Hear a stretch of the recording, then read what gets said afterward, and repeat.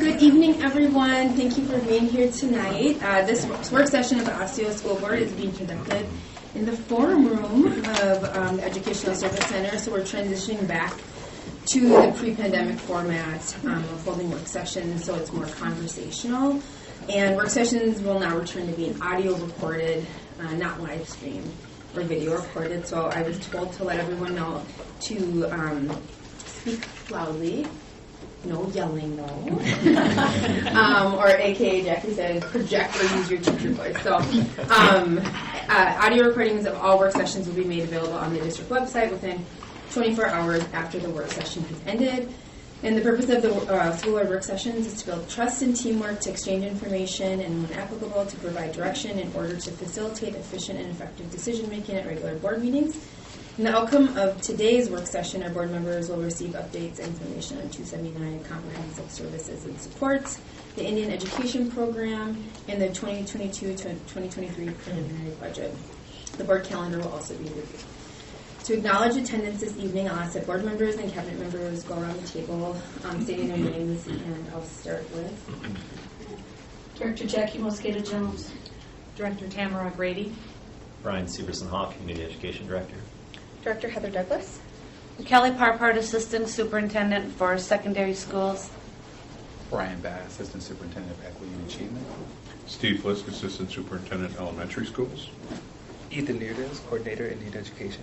Dwayne Wardali, Director of Educational Equity. Kay Valella, Community Relations Director. John Morstead, Executive Director of Finance and Operations. Laurel Anderson, Executive Director of Human Resources.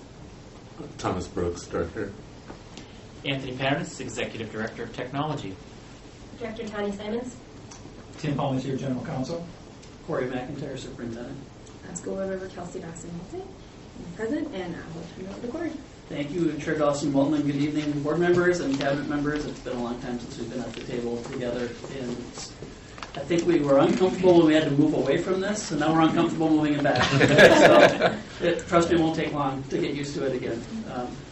And so I want to agree with Chair Dawson-Walton. It's nice to be able to have a more conversational, less formal meeting, which is really the intent of work sessions anyway. So thank you for being flexible and adjusting and feeling a little bit of discomfort as we get back into, hopefully, a pattern of having work sessions in this format. And our goal as we move into the fall, or August into the fall, is to begin to rotate them back out into our schools as well, so that we can begin to do that pattern again. But for tonight, we'll be here.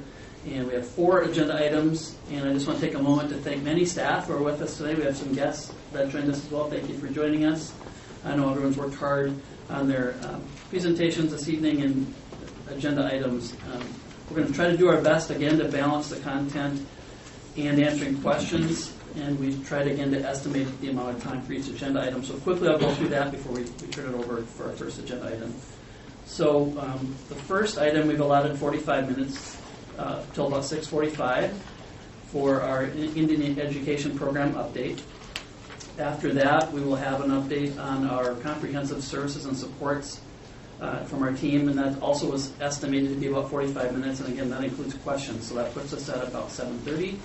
And then we have the first look at the preliminary 22-23 budget, and that, again, was allotted 45 minutes to get us to about 8:15, and if we're on track, we'll do a quick review of the school board calendar for the remaining meetings for this school year as we begin to transition into the next year's calendar. So with that, I'll turn it over. I guess we'll just jump right into our first agenda item, and I'm going to ask Brian Bass, Assistant Superintendent of Equity and Achievement, to get us started. Thank you. All right. Presentation. Sure. So good evening. Welcome APAC representatives that are with us this evening. Tonight's APAC update is in response to items that were introduced by APAC President Jessica Travis for concurrence. There were 8 items to be addressed. Dwayne Wardali, our Director of Educational Equity, Robin Gonzalez, our Director of Learning and Achievement, and Ethan Neerdales collaborated to work on responses and updates. There is work that has been addressed in response to those 8 items, and there have been conversations acknowledging that there is still work to do. And so our commitment is to engage in that work, to prioritize that work, and to follow through on that commitment. And look forward to our presentation and certainly welcome questions at the end. So I'll hand it over to Dwayne, Robin, and Ethan. Thank you. Much appreciated. Good afternoon / good evening, and I'm going to do my very best to use my projection voice. If you don't hear any, if you have difficulty hearing, please do let me know. But first and foremost, to the board chair, Dawson Walton, members of the board, Superintendent McIntyre, we thank you for this opportunity to share our American Indian Parent Advisory Committee updates with regards to our district practices. And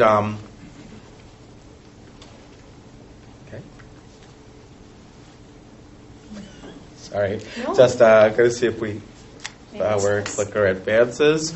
But we will get to showing the next screen shortly, but I'll just give you the outcomes shortly. You'll see the outcomes shortly on your screen. I'll give them to you verbally. Through an examination of learning, implementation, and standard work. There we go. Thank you. Board members will understand the district approach in centering the needs of our American Indian students. Board members will comprehend our district next steps to center Indigenous climate and culture within our daily practices. So just giving you a moment to read that to yourself.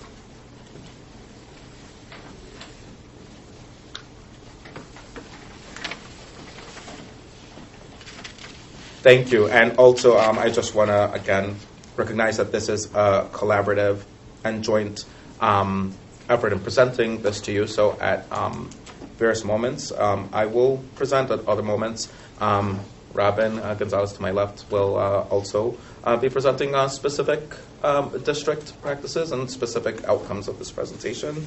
And again, we've also been in deep collaboration with the coordinator of American Indian Education to my right, Ethan Nerdals.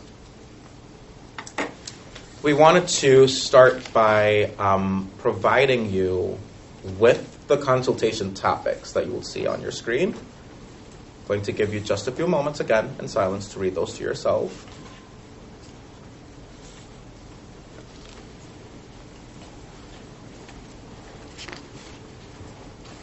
And per Dr. Bass, we will dive into these topics, but do note some of these we will be able to provide you with a specific update of what has happened, with others on what is happening. So what is happening and what will continue to happen, where we're really just providing you with a clear update of where we stand on June 7th, 2022. So we will be talking about the achievement gap, and more specifically with math and reading proficiency.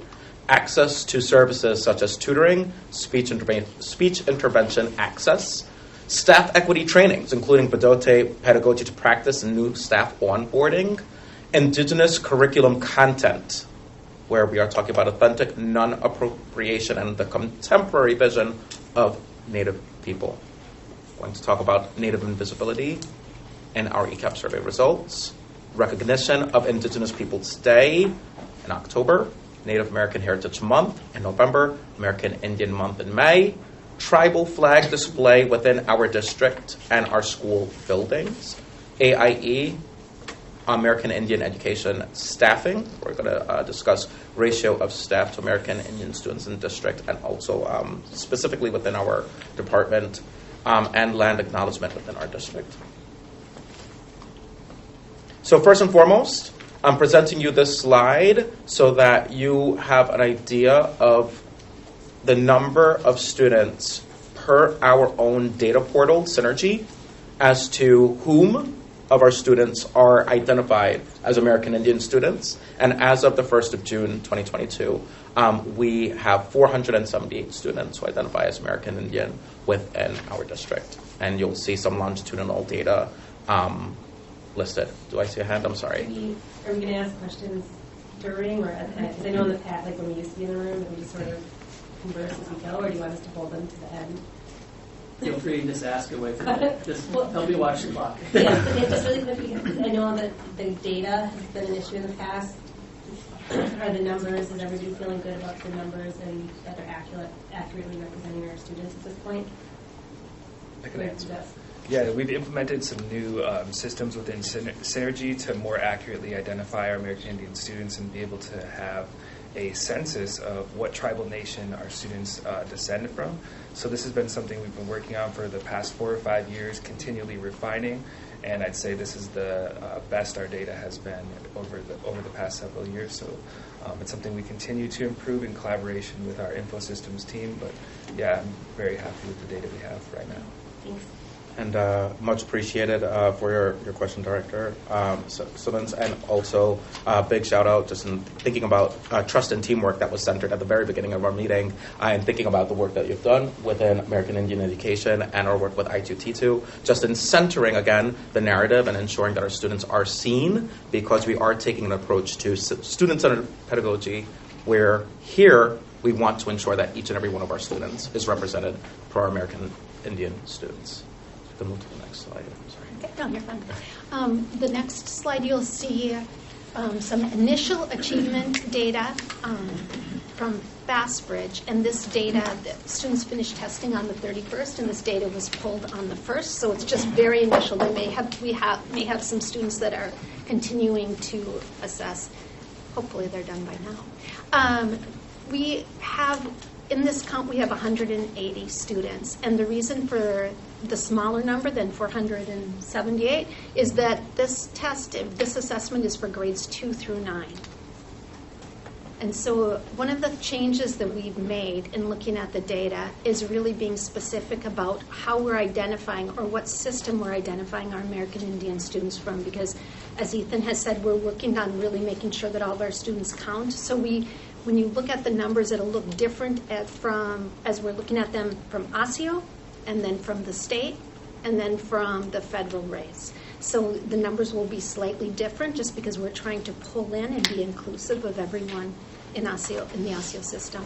Another thing that we've changed is, in the past, when we've looked at data, we've looked at subgroups of 10 or more, and this created an issue where our American Indian students were sometimes invisible in our data. There wasn't a count for them, so we've changed the subgroup count to 3, and we feel that this way we can see our students. They'll be represented in the data, but they will still have some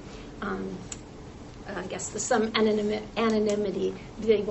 We won't know who exactly is that one student that's showing up in different ways.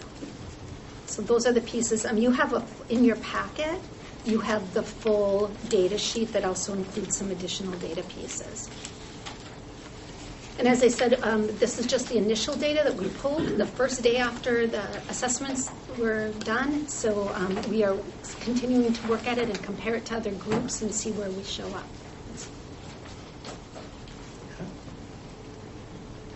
Thank you so much. As we move to this next strand and thinking about, I think about our core values, I think about innovation, and this tutoring and speech intervention access was brought to us, I know, by way of the APAC, and with Ethan in American Indian Education, and also with communications. We have been able to think innovatively and think about what can be as we think about the experience of our parents and our guardians as they navigate our district website, and thinking about how parents are able to access tutors, speech interventionists, and other services when looking for the best ways to serve their student needs. I want to just say up front that this is developing. When we're talking about developing, and we're talking about work that we have not yet put into standard practice in our district, it is learning work. So I want to just acknowledge and recognize that this is what we are in the process of discussing, so that we can come to a place where we are all comfortable with how our families can access data as one of our big rubrics in the equity department, having access to various services for our students. I think about the second bullet when we speak about communications and when we think about a tool that we have used to communicate with a number of our families identifying as part of the American Indian community, notably talking points that our district has invested in for these past few years. This is a collaboration that we've had with our communications department, but also with our multilingual department, and increasing the communication access for our families via texting platform. So we wanted to simply note that while we are developing protocols, we also have some means by way we are increasing the flow of communication with our families via texting platforms, and we're still working on those that connect to our district website. With regards to equity training, just to sort of follow where we are right now, I'm going to do a very quick timeline. We're in June 2022. When thinking about some of the consultation topics, in August 2022, our Department of Educational Equity will be leading its Equity Foundational Training for all new teachers. That takes place for 7.5 hours on August 24th.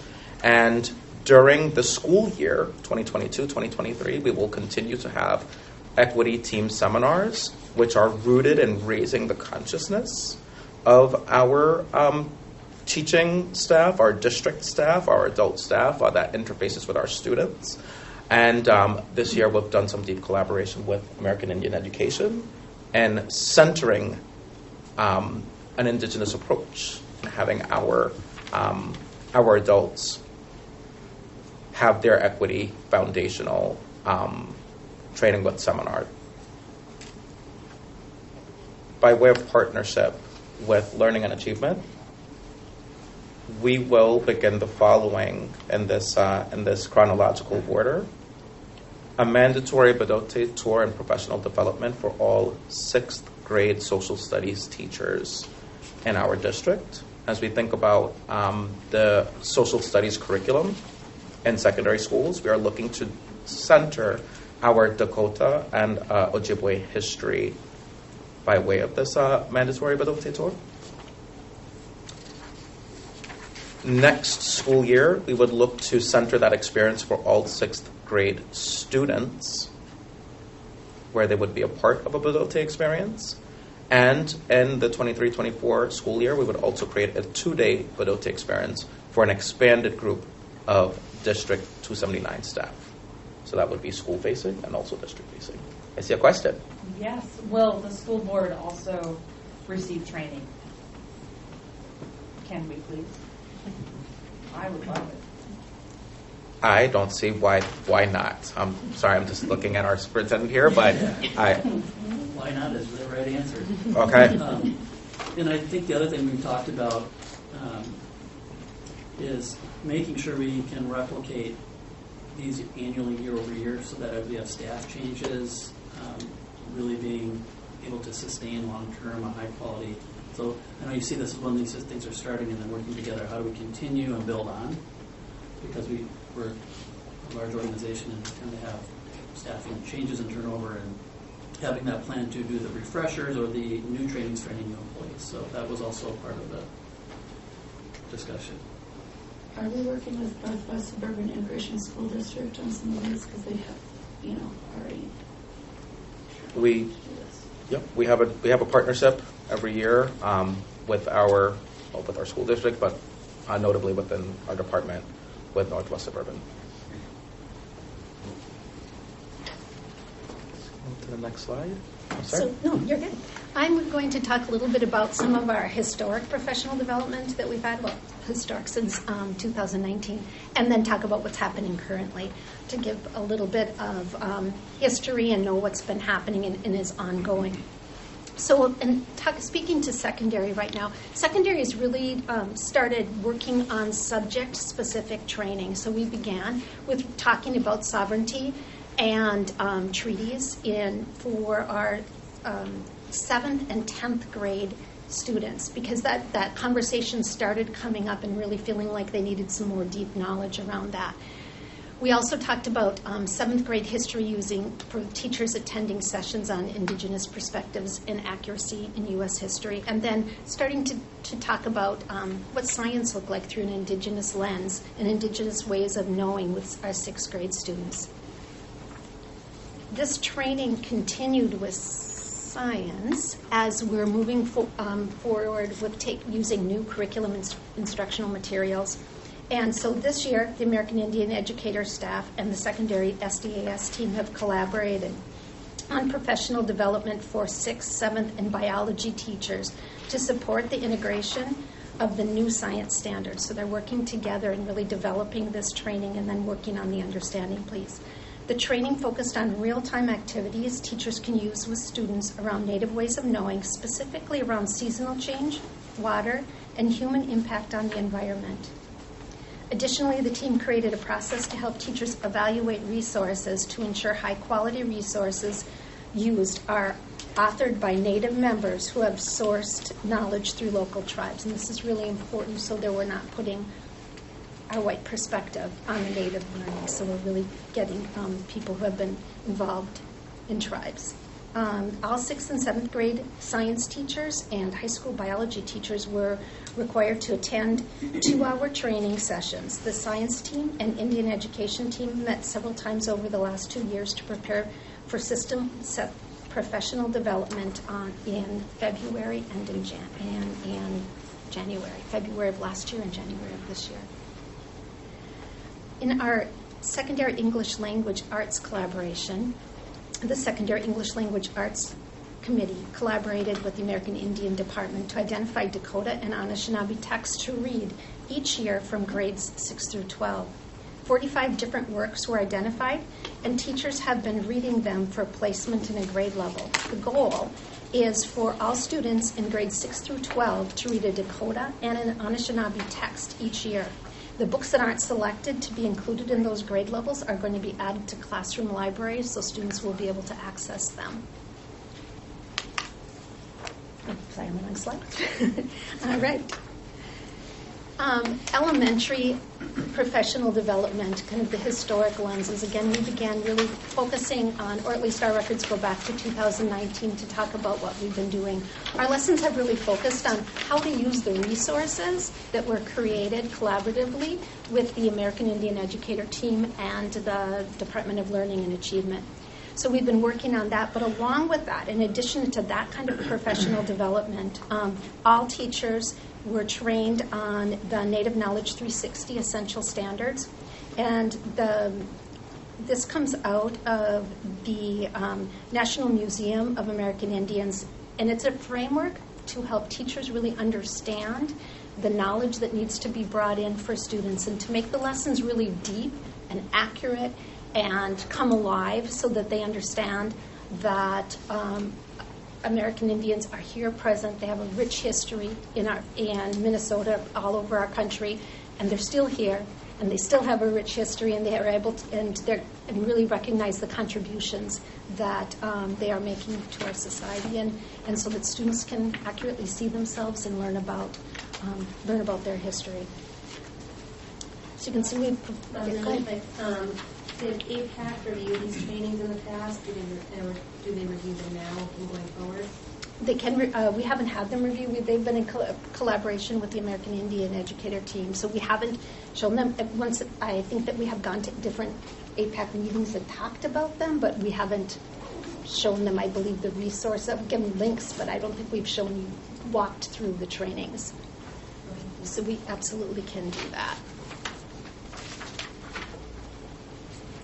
So elementary currently is really focusing on beginning to go into the science materials. As we're adopting new science resources this year, we're going to be spending time really focusing and building that knowledge of looking at science through an Indigenous lens so that students have that opportunity and teachers have those skills and able to facilitate that learning. So that's what we're going to be doing moving forward. And so those were the optional sessions that happened in May, but the required session was on background information for fourth grade teachers for resources for an interdisciplinary unit that was being created. So right now they have social studies and science activities, and they're working on creating an interdisciplinary unit around that. So just kind of a background on some of the instructional materials that have been created in collaboration with the American Indian Educator team. Really focusing on pre-K. We've been focusing on purchasing books for pre-K by Indigenous authors. And in kindergarten, we have created and used social studies lessons that were actually brought forth from the Illuminative, which is a resource that creates lessons, and one of the lessons that teachers are using this year is about making a talking stick. And this lesson also includes the significance of an eagle as a sacred symbol of courage. Talking about Native American traditions, and the read aloud was Fry Bread by Kevin Noble Maillard. And so that was what we've been focusing on in kindergarten.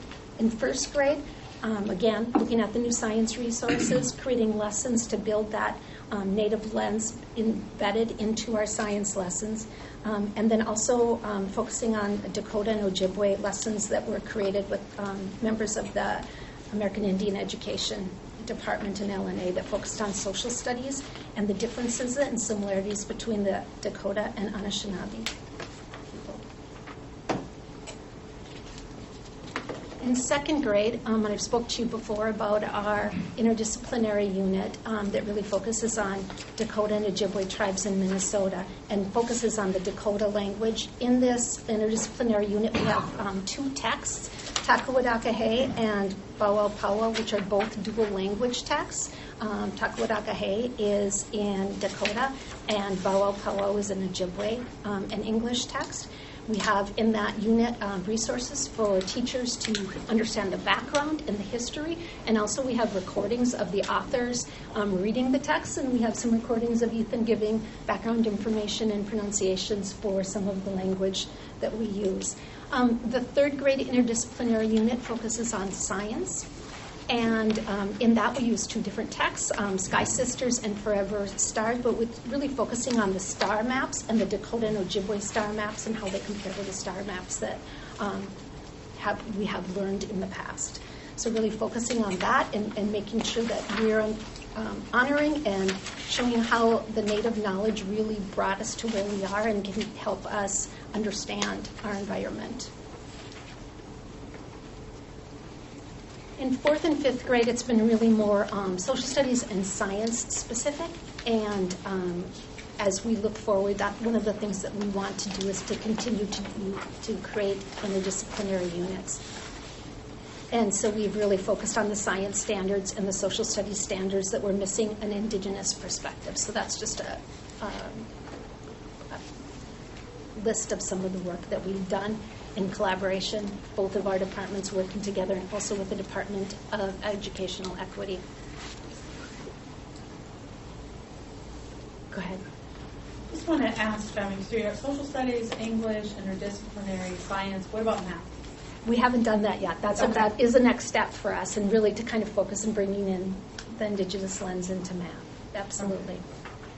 And there's so many opportunities that we know there's a lot more work to do.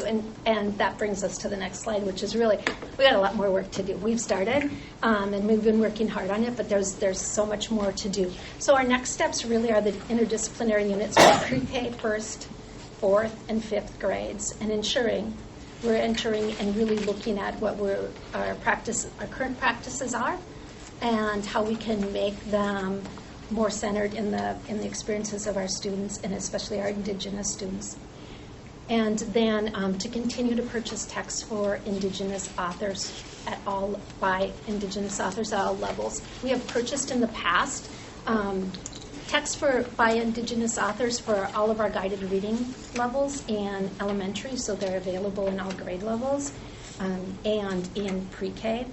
And then we also have purchased some read-alouds to be used during the literacy block, but we know that we have more work to do and farther to go with that. And will the books, you said that they would go into the classroom, will they also go into the libraries so that students have 2 points of access? Yes, and Ethan has actually worked with our library media specialist to create lists that should be in libraries. Yeah. What focus are you thinking for the interdisciplinary units? Right. Pre-K and first. So we have been, as in the past, we've been really focusing on social studies and science, knowing that some of our biggest gaps are in social studies, and literacy falls in so easily in elementary, and then art is something that we have done. But as Tamara said, we need to continue to work on math too, and bring that in so it's a whole picture. I was looking for a little more specific. Okay. Like in 4th grade, you're talking about the tribal government utilizing earth resources. Mm-hmm. Is there something we already have identified for those 2? And then are the 4th and 5th grade, we're just beefing up the ones we have, or are we going to do a whole nother integrated? I think we're going to use those lessons. We're in the process now of starting to work on them. So my belief is that the teams that are working on them are going to use those specific lessons and then include more and include the other content areas. Sure. And one of the things that we've been really looking for, as I mentioned, are dual language texts and ensuring that students have that opportunity to see the Ojibwe or the Dakota and Anishinaabe language in texts. Can you just remind me when you say the team that's working on it? Yeah. So when we have elementary and secondary staff development assessment specialists that in elementary we have 5, and in secondary there are 6. And they all are the ones that help teachers with curriculum areas and then also provide staff development. So when they're working together, they've been collaborating with Ethan and Jillian and Isabella from the American Indian Educator Department.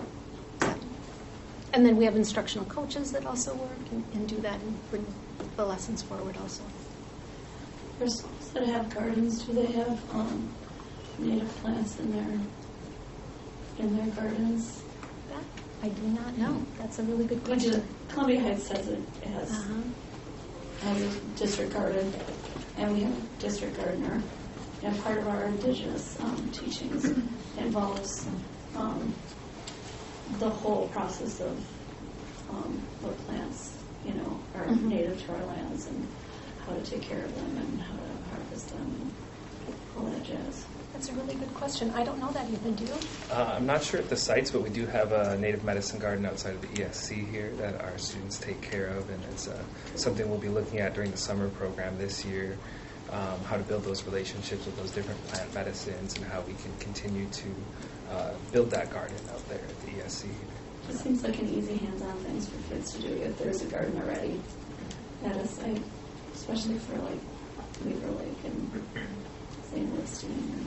I feel like we talked about that when we were talking about additions and changes to some of the projects at some buildings. I feel like that was You're part talking of about it too. outdoor classrooms. Yeah, the outdoor classrooms. I feel like that was part of it. But I'm thinking more of those, especially when we're talking about the work as those hands-on, living, breathing it. Okay. Anyway. Thank you.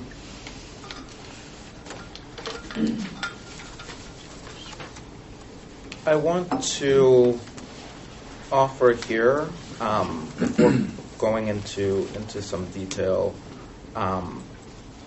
exactly what it may mean to look at our students and progress monitor and closely monitor our Indigenous students by offering you a quick story. So I was humbled, and I had the honor of attending our very first student-led Juneteenth event that took place today at our district. It was beautiful. Our high school students did an incredible job of showing up and really just having the event be student-centered. And I showed up just like this, and I was helping with a little bit of the delegation with getting the food to students, and one of the students said, "Oh, I like your glasses, young man." I said, "Oh, why, thank you, young man." I'm feeling complimented, right? And that was one high school student.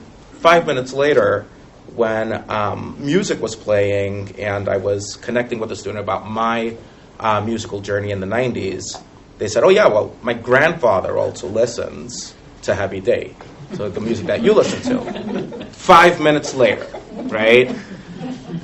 And I say that to say this. It is imperative that we as a district look at each and every student. And I think about the narrative that we have not yet centered for our American Indian students.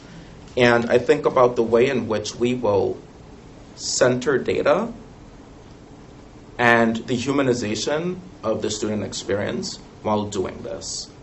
I'm one person. I was seen by two different students in two different lenses.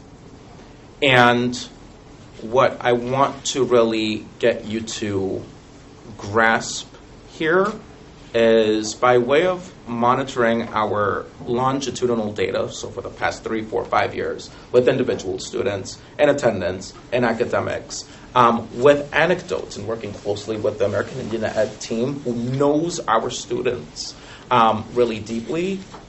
Our responsibility is using this quantitative and qualitative centered set of data to increase academic achievement, to increase belonging by way of socio-emotional learning, to be innovative with our way of centering the Indigenous student. And so I think about what you shared, Robin, in terms of getting our data down to a space where we can look at our students or identify our students within our different sites.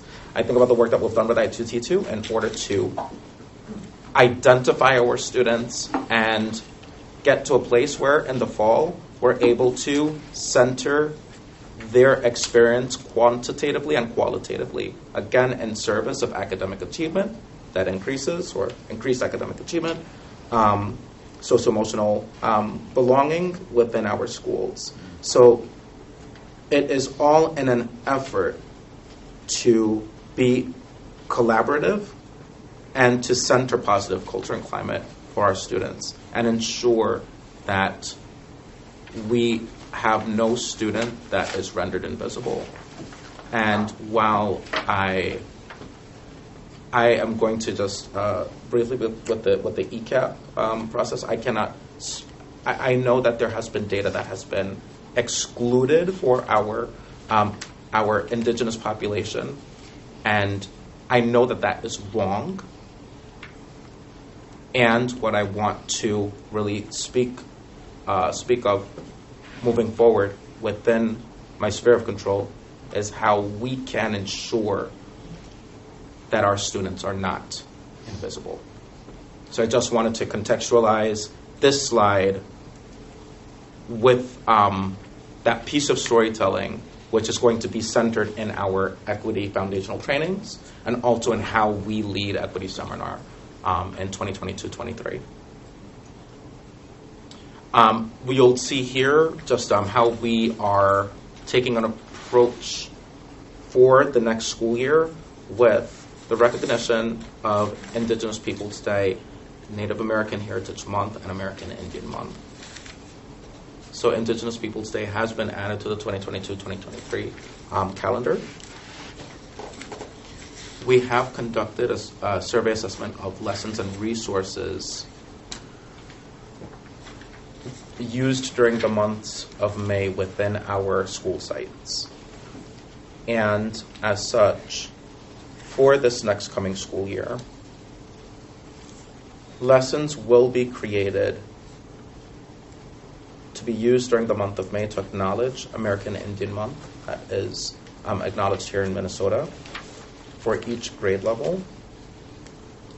And we are looking at how, and again, I think about our learning work and doing this in a way that we are developing now, how we are providing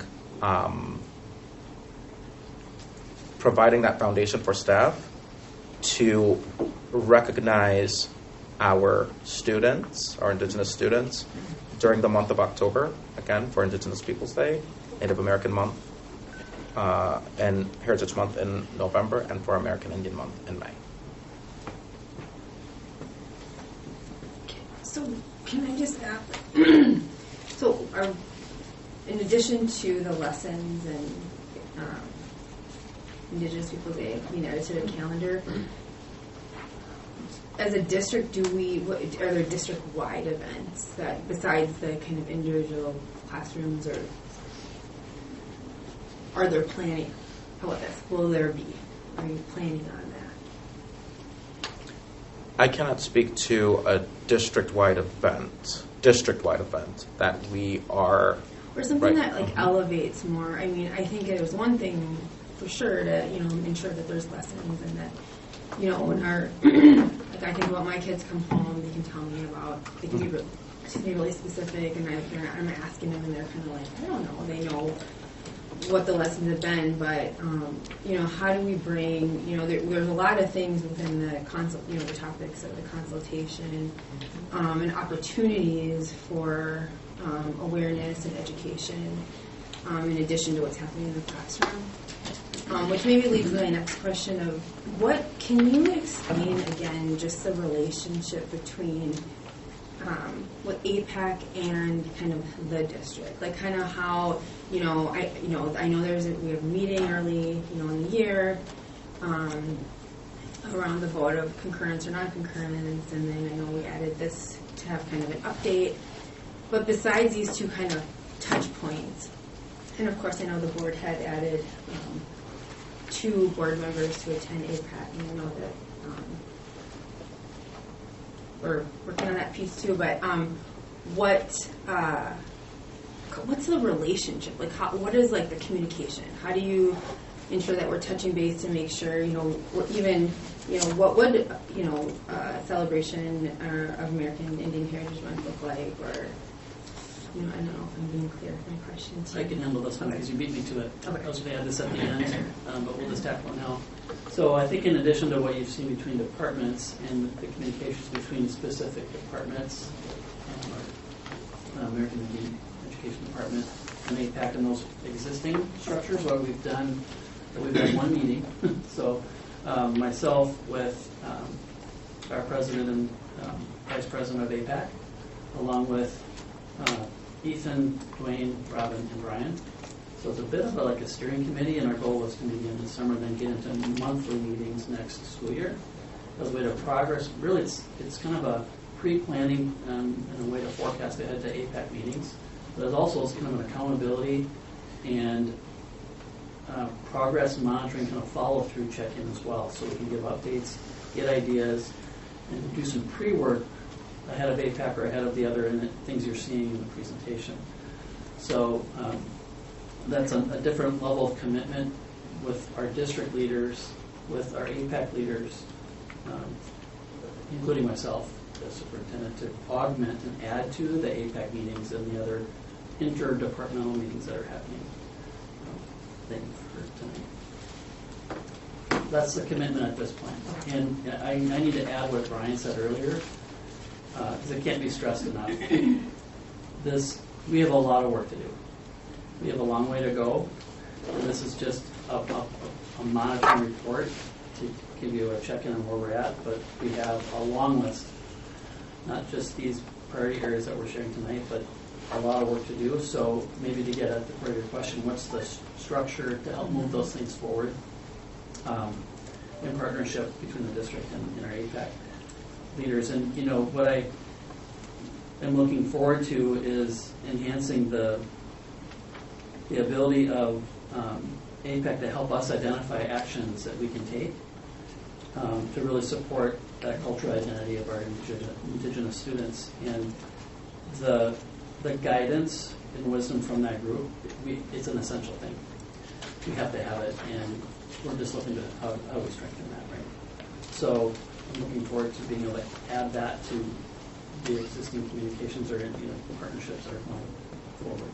But landing back on long list of things to do that's going to be showing up in our department plans as initiatives moving forward. Sorry, Dwayne, didn't mean to. That was one for me to If take. I could just interject too. So I love what I'm hearing, the collaborative effort of developing curriculum that is tailored to the needs of our students. I'm wondering, since a lot of our curriculum comes from the Minnesota Department of Education, are they also in support with that too? Are they also developing curriculum so that kind of everybody's doing it at once? Is that what's going on? We have standards that really are focused on the Indigenous lens, but there are also groups at MD that are creating lessons to be shared with other districts. In fact, they asked if they could have copies of our lessons to kind of look at as they were creating their own. So, and we have members from our department, both of our departments, I believe, working on that same team at the Department of Education. Thank you. I think one of the questions that I had on curriculum is I think the first question is, when you provided the list of lessons by grade, and then we see the slide that says lessons will be created during the month of May, are those lessons only shown up during May, October, November, or are they naturally integrated throughout the entire year? So the lessons that we created are naturally integrated throughout the year. The lessons that we're going to focus on for creating to support American Indian Month in Minnesota are going to be specific to be used at that time to acknowledge that month. And then the resources we're going to provide are going to be available for teachers or schools to use during Indigenous Peoples Day and Native American Heritage Month. But of course, those lessons can be used anytime during the school year also. Okay, And so our goal is that really it's integrated in everything we do. Right? But we're not there yet, but that's where we want to go. And then are you able to speak maybe at a high level about the difference in the lessons between the recognition of Indigenous Peoples Day versus Native American Heritage Month versus... I am not able to speak just at a very high level that we are going to, when we do the lessons around American Indian Month in Minnesota, we're going to be talking specifically about Minnesota and lessons that are about our Indigenous people here in Minnesota and the history and the current reality right now also. So Indigenous Peoples Day will be more focused on national rights? Is that what you were saying? You just said American Indian Month. Right. Would be more Minnesota based, which fits with the curriculum. But then Indigenous Peoples Day, would that be Minnesota focused, or? I think we have not. Okay. We shared some materials this year that were a combination of Minnesota and throughout the United States and also Canada, really. A lot in Canada, so that that's something that we're going to focus, try to continue to create, and then create a library where people can choose from as for those times, especially for next year, and then moving forward, really ways to support that with something that is systemic, that people know where it is and can find it and can use it to acknowledge those days and times.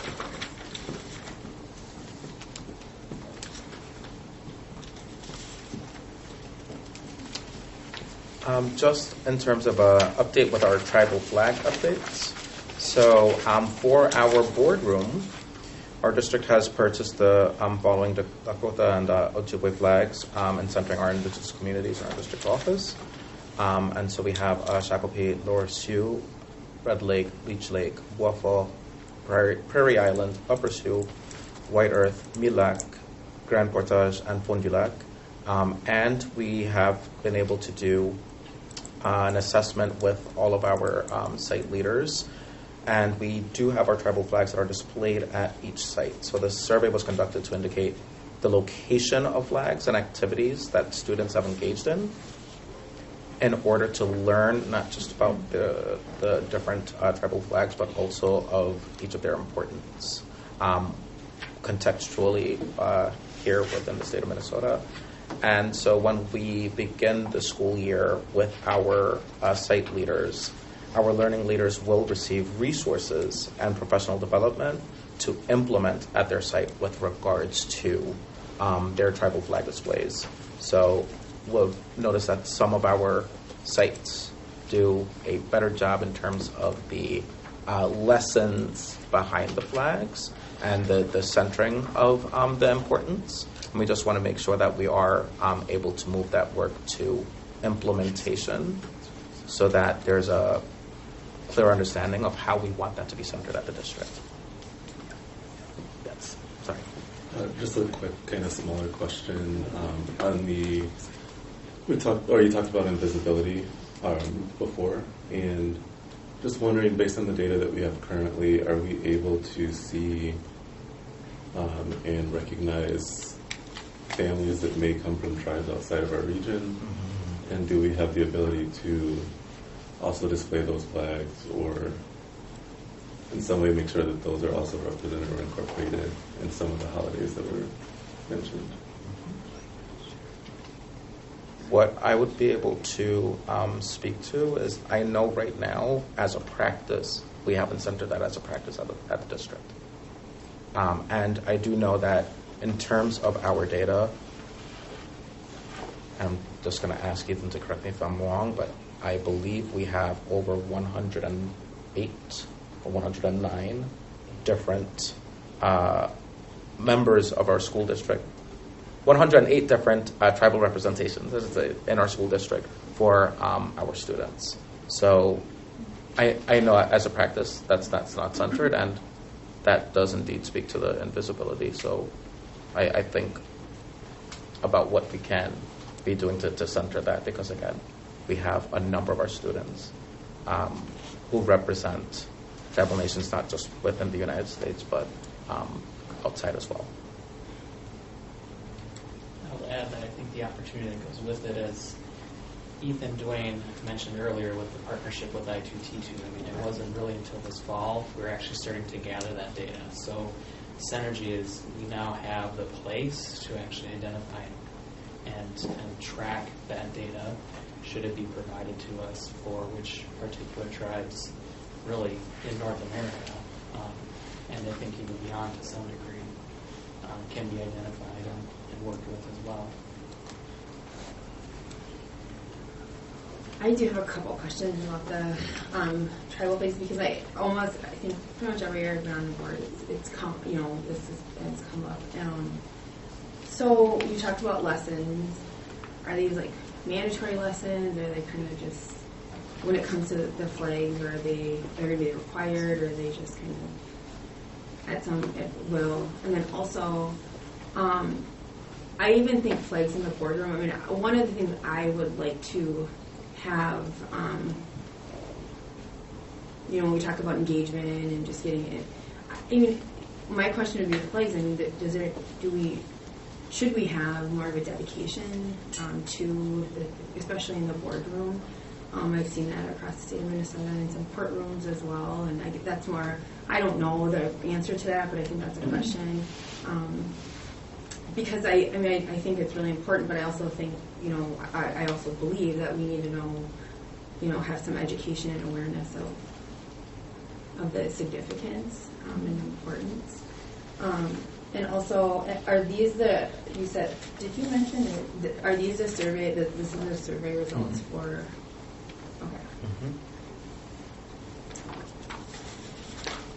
Thank you. And I think about, just to speak to one of the aspects that you mentioned in terms of lessons and what does that look like. I think about one of our elementary schools that we have that has a promising practice over at Elm Creek, where with each flag there is a sort of story, that a little storyboard, I should say, provides the history to each flag that is posted, so that students could sort of do an auto tutorial or self-learning.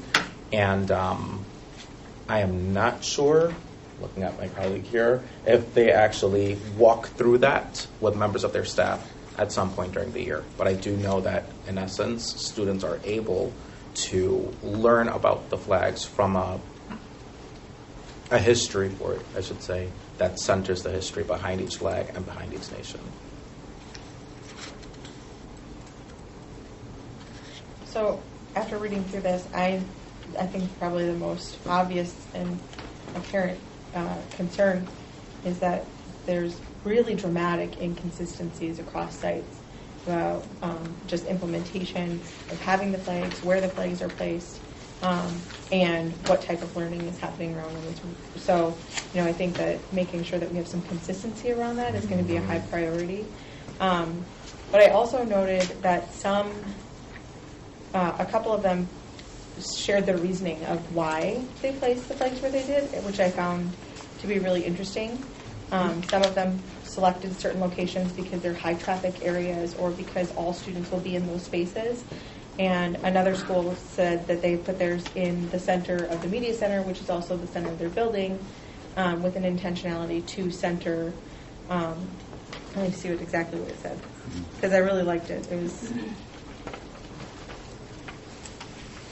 I don't remember which one it was. Reminders that at the center of all learning is the understanding that the land upon which our school was built was taken from the nations whose flags it displayed.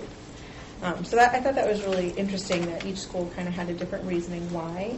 But I also think maybe it might be important for us to have some consistency around even where flags are, because certain areas aren't seen by lots of students and they're not going to really have that access to it. So just as we move forward, consider that aspect of it. Maybe just to clarify, thank you for bringing that up. That's what our August work with our learning leaders is setting those expectations. Because I think with some other things that we've noticed with so many sites, we tend to see variability, differences in implementation. So we are trying to really reduce that and really get to some really standard expectations. So that's very clear. Right? So probably said what you said in a different way, but I want to reassure that's what our goal is with that last bullet for August. Once everyone's back, and our staff have been hired, and we have. Just to clarify, you're talking about staff expectations, so this curriculum that's being developed, that's not optional, it's required. Certain pieces will be required.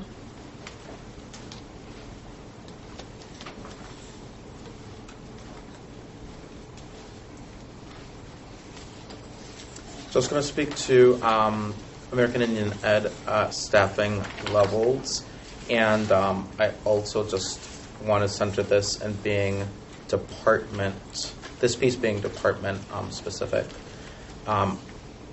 As of actually June 1st, right now, our department has just hired an AESP to focus on administrative support for the team, to support with record keeping, along with procurement and purchasing support to fulfill the mission of the AIE, so American Indian Ed. And we have just replaced the equity specialist that was focused on high schools in our team, our American Indian education team. We've had a vacancy for just almost 6 months for that member who would be responsible for our high school students identifying as Indigenous. And I think notably about the Check and Connect program that we have here at our district and its impact, its positive impact on our Indigenous communities and how deeply centered relationships are as we think, again, about how we are centering that student, an individual student, as we seek to increase academic and socio-emotional engagement. So that person has been identified and will be hired as of July 1st, which would bring the American Indian education team to 5.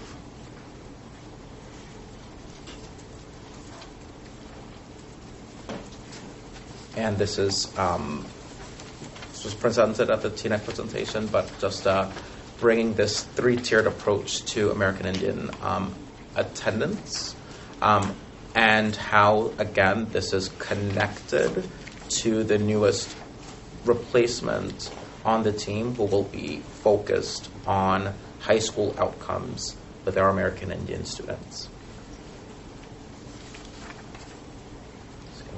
to look at that. Dwayne. Going back to the staffing levels, I remember this came up before. Yes. We're at 5. I know other districts, have different. Are we on the low side of staffing, would you say? And are we planning to add more, growing staffing levels?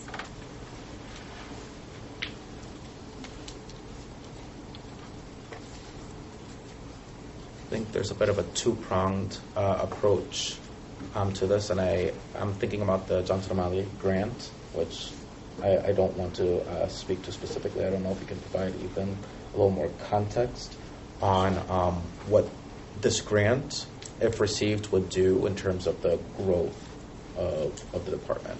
So that's sort of like one pronged approach.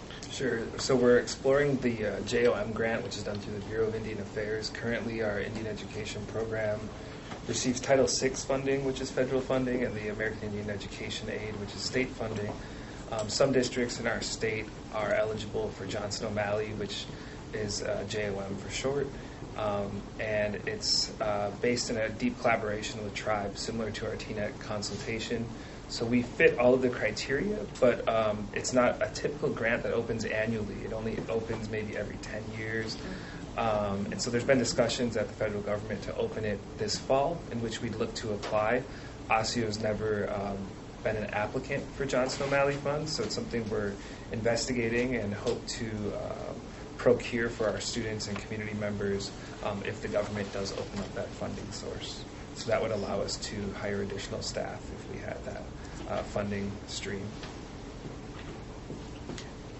And I think just on the second-pronged approach and thinking about the reorganization of the department and just thinking about how, again, we can ensure that we are doing everything to support our American Indian education team.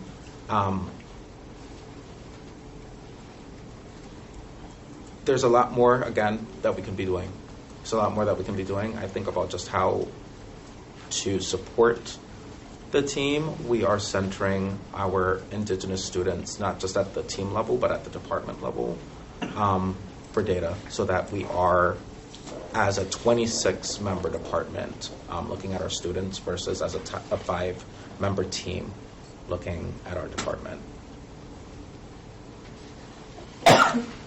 But in terms of speaking about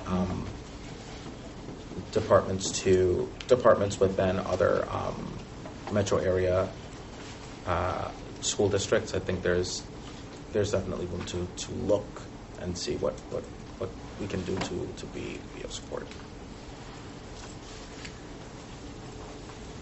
So that ties back to our PAIR process, right? Our budget parameters and everything else that the board sets for us. So we'll be seeing initial projections out in this coming year's budget, and that begins to set up the process for us to come through department work internally, not the grant money that Ethan's referred to, because that's a different opportunity, but using our long-range financial planning process to identify and bring those opportunities forward. So I'm also hearing that we need to continue to do those benchmarking efforts around other, not just districts in the metro, but around the state or even nationally, just that have similar needs that we do in our program. So those are things we can continue to do. Add that to the long list of things. Well, I think it'd be helpful to even know what is a good number of staff to support Indian education. I'm not even sure. I know depending where you go, it could be 20, team 20, or so I think that'd be helpful to have a better understanding of as you enter in that process.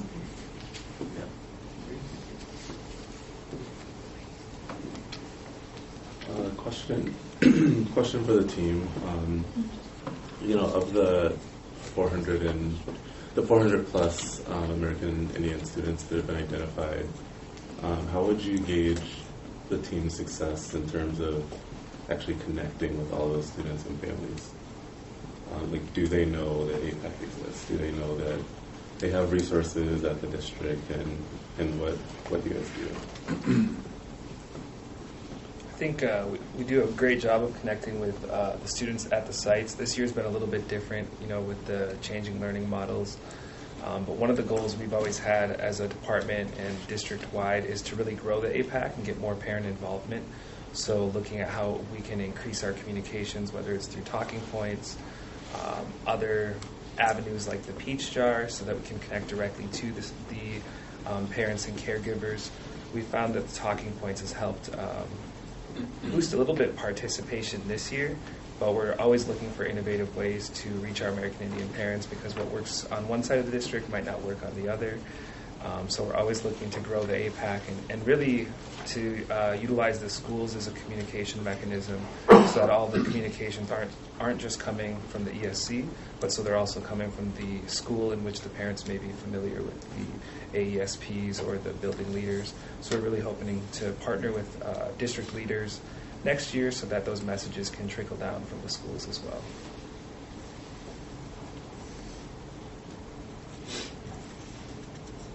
One more slide. And I'll just give you a moment to read this. I think about what you just asked Director Brooks in terms of strong relationships and what happens when you have such deeply rooted positive relationships in the community. This year will be the first year in which the American Indian Education Department is leading an Indigenous Language Summer Institute, focusing on the Lakota and Ojibwe languages. And not only is it open to students grades 6 to 12, there's also sort of an intergenerational component to the program where it's really just centering our communities. So what does it look like to sort of like be innovative and think about belonging as we think about those 2 of 6 core values that center, again, our Indigenous communities.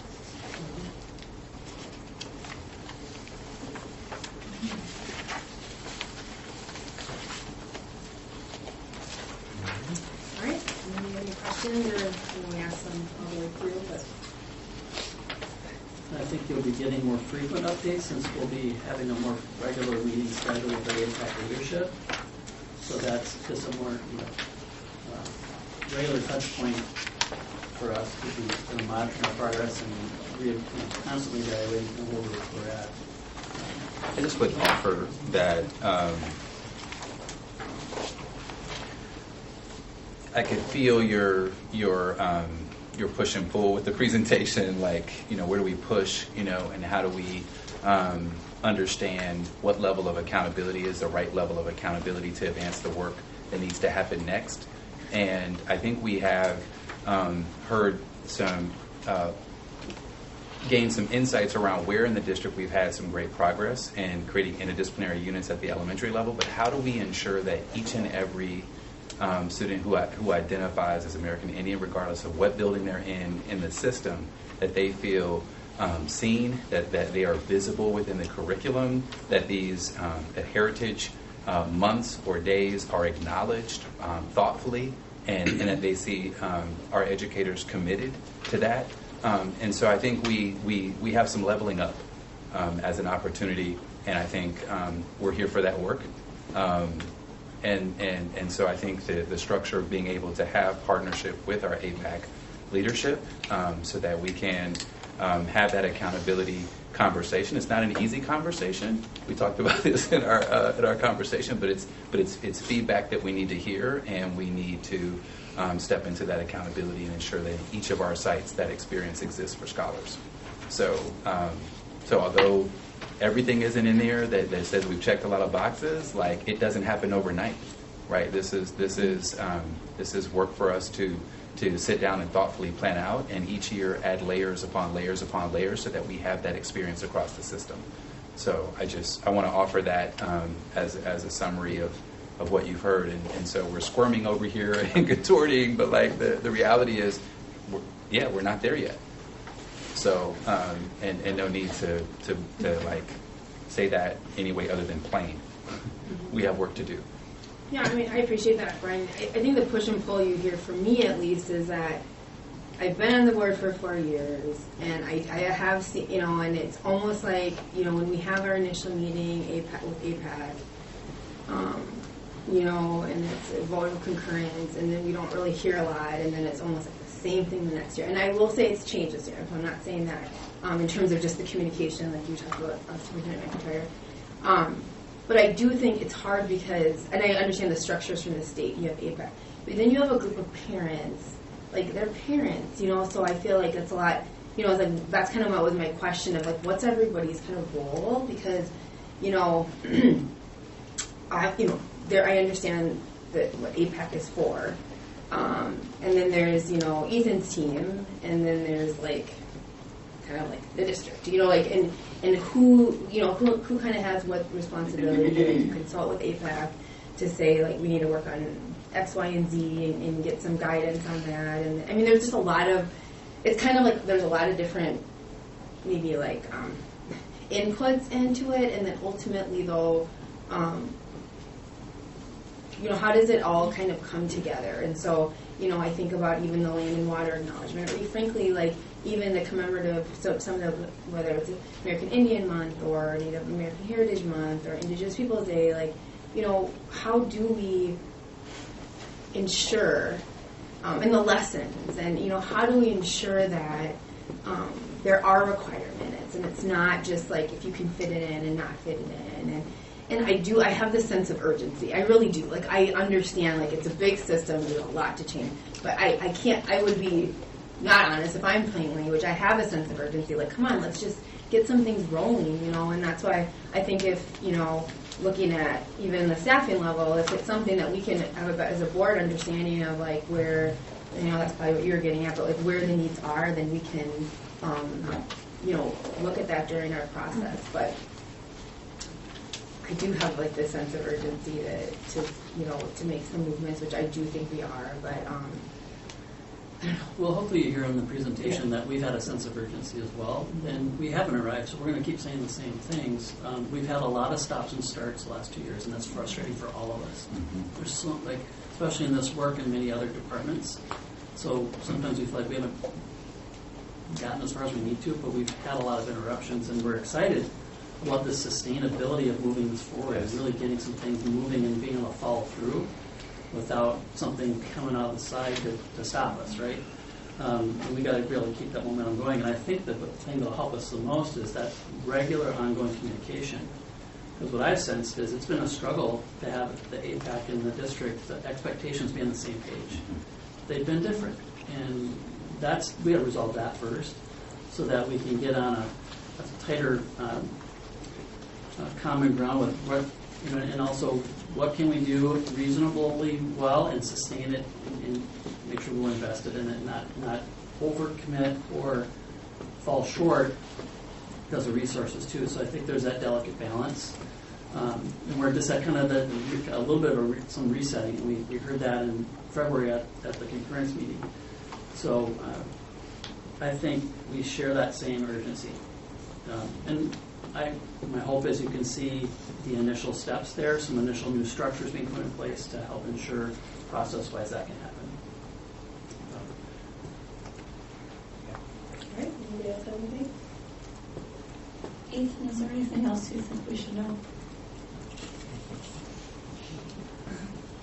I'm not trying to. I'm not trying to say Ryan. I don't want to hear it. But we heard a lot from. No, I do think the staffing model thing is a really important point when we look at other districts of comparable size with a similar American Indian population. I think it's one way that we can really help amplify student voice, increase or decrease the invisibility of our Native students, and really we have so many schools in our district that it's tough to reach approximately 500 students with 5 staff. So I think if we were able to address that, I think it would really benefit our scholars as well as our staff that would be going through those staff developments that are curated by our department. So I think that's one of our paramount concerns as staff, community, and students. So I'd just like to highlight that. And Jackie, just kind of by design, in past presentations, we had Ethan present a lot of the content, and we really wanted to demonstrate Department of Educational Equity and Learning Achievement taking ownership of this work. It can't rest on Ethan. That's exactly what I said. So it's a partnership, and that was intentional. As much as Ethan probably wanted to jump in and a lot. So we are working at trying to make this a much more integrated, supportive process and department. So there was some intentionality behind it. Right. Okay. Thank you. Thank you. I know we have a little transitioning to do here, so as we do that, I'll ask the board members to kind of shift to our 279 comprehensive services and supports update. Time check, we're a little behind. We're about half an hour behind. So we're going to do our best to move forward through this information. And I know the board members have had a chance to see this ahead of time as well. Brian, I'm going to ask you to see this up, or do we go right to Kate?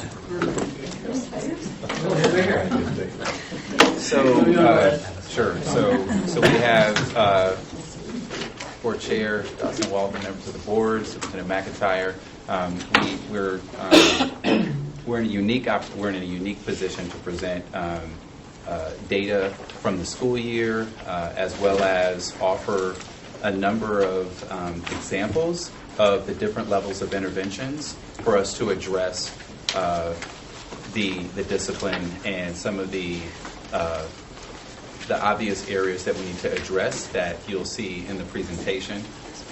We have folks from sites who are with us tonight. Thank you so much for giving of your time and being gracious this evening to share some of the work that's happening around some of the evidence-based practices that are being implemented and practiced at sites that are showing some positive gains for our scholars. So I'm excited about the presentation and look forward to questions and the conversation around what will I'm sure be a lively conversation. So here tonight we have our Director of Student Services, Kate Emmons, our Principal and Special Assignment, Amy Janicek, who works closely with Kate, and our Assistant Director of Student Services, Jill Lene, with not only our discipline, but also restorative practices and trauma-informed practices in support of Pbis and our larger comprehensive framework of supports for scholars. So I'll hand it over to Kate and the team. All right, and good evening. And Dr. Bass got to say a lot of the things that I've got to say, so this introduction is going to be super short. So we're going to come and talk to you about our 279 comprehensive services and supports. We always start every presentation with our mission because that's how our work is grounded. And our mission is to inspire each and every scholar with the confidence, courage, and competence to achieve their dreams, contribute to community, and engage in a lifetime of learning. Our work is centered in this mission. We have some strategic directions. You're aware that there are more than this, but these are the 3 strategic directions that our work is centered in. Create safe, welcoming, and inclusive learning environments, promote inclusive participation of all our communities, address, acknowledge, and reduce systemic disparities. And the other words are yours. You should be very familiar with those. Presentation outcomes. Board members, we would like you to gain knowledge of our current district behavior data. And we are guided by our behavior data. It is the way that we progress monitor the evidence-based interventions that we utilize in this district. We're going to talk about some of our comprehensive wellness service delivery models in terms of this behavior data and the progress monitoring that we're doing. We have current supports that are being offered to scholars through a multiple tiers of systems support framework, MTSS, and we're going to talk about implementation of core features of Pbis, positive behavior interventions and support, commonly known as Pbis. And I'm going to turn it over to Amy Janicek. Thank you. So we also have some guests from our sites that are going to be speaking to and sharing some examples of how this work lives out at the sites. And so we're going to be moving around and playing musical chairs a little bit tonight since there's only 3 chairs for us. So just going to be mindful of that. But we wanted to start the presentation tonight speaking to our data to give you information about what our current reality is at this time. And following the summary of the district data, we're then going to provide you with the overall framework of our multi-tiered systems of supports, so you can see how we are responding both proactively as well as responding to students that need some additional behavior support. So speaking to our overall district data, looking at our out-of-school suspensions trends, starting with 4 years. And if we look at 2018-19 and compare that to 2021-22, which is our current year, those are 2 years which are most similar in terms of thinking of pre-pandemic and post-pandemic. So I really want us to focus on comparing those 2 years, knowing that the middle 2 years were really interrupted and having fewer in-person days. So looking at the third line, which talks about the percent of students with one or more out-of-school suspension, we see in 2018-19 that was at a 3.8%. As we look to this year, which the data was taken as of 5/25, so really almost through the entire year, we see a decrease by 0.8% to 3.0%. Okay, I also want to just highlight the bottom number, which is another way to just show the data around our number of out-of-school suspensions per student. You'll be seeing some of those numbers referenced on our future charts, so I just want you to be familiar with what those numbers look like. And again, we had a decrease from 0.061 to 0.047. As we start to, Are you going to have incident data to compare to this? Because this is saying that the disciplinary action of suspension correct was down. It doesn't inform me as to what that ratio is relative to incidents. Sure, that is a great question, which what I can highlight, and I can just speak to that right now. So I looked at the top three incident types with each of the levels, and I can speak to those. So at the elementary level, the top three incident types, the number one was physical violation, the second one was physical assault, and then the third one was participant in a fight. So at the elementary level, those are ones that are specific to safety and physical violations. But I also want you to keep in mind that elementary had by far the fewest number of overall incidents reported. Okay, so the total number was about 90. So keep that in mind because the middle and high school numbers are in the thousands. Can you tell me what physical violation means? That could be something like a student, maybe you push someone, or there's like some slapping, doesn't result in like a fight. So it can be a variety of So there's a line types. where it's physical violation and then it becomes assault. There's some line in there. Yeah, assault has to be a pretty... fight. So it Well, then usually there's a goes physical participant fight. violation, That's then the different. fight, yeah? That's the third one. So a physical well, there's a fight where I'm going to punch you. Two There's- equal combatants. Yep, and then there is a physical violation, which I provided some examples of what that can look like. I think that's a little bit more subjective when there's some kind of physical engagement between students. Yeah, that's what I'm saying. Yeah. There's a line there that Yeah. decides. Oh, yeah. Okay. Did I answer your question completely? Okay. I'm a teacher, I get it. Okay. Just wanting to make sure everything's clarified.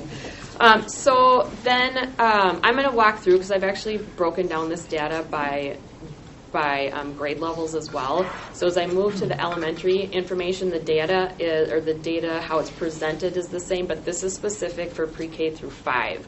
So again, if we look at that third line, which says percent of students with one or more OSS, in 18-19 we see 1.4%, and we see a decrease for our elementary school to 0.5% in terms of out-of-school suspensions. Now, to your question, that's what I just highlighted were those three top incident types for elementary. For this year. For this year. What I'm trying to understand, though, is are the actual number of incidents up, but we didn't actually suspend students for the incident, or are they correlated? That with suspensions down, that might imply that incidents are down. Is that the case? There are a variety of different ways that that administrators can respond, and so an incident does not always equal a suspension. So there can be a variety of different types of responses, from restorative, from working with a social worker, from talking with a counselor. So they're from maybe not being in recess. You know, there's all sorts of different ways that we try to fit an appropriate consequence that it aligns to. Ultimately, our goal is to change that behavior so the behavior doesn't repeat.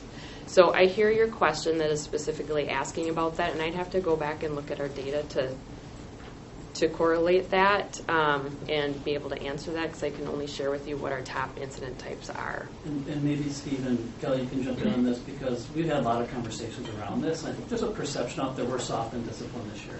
And I have to call it out right now, because that is not true. If anything else, our mentors feel like they've been harder with our discipline policy Absolutely. this year than more than any other year.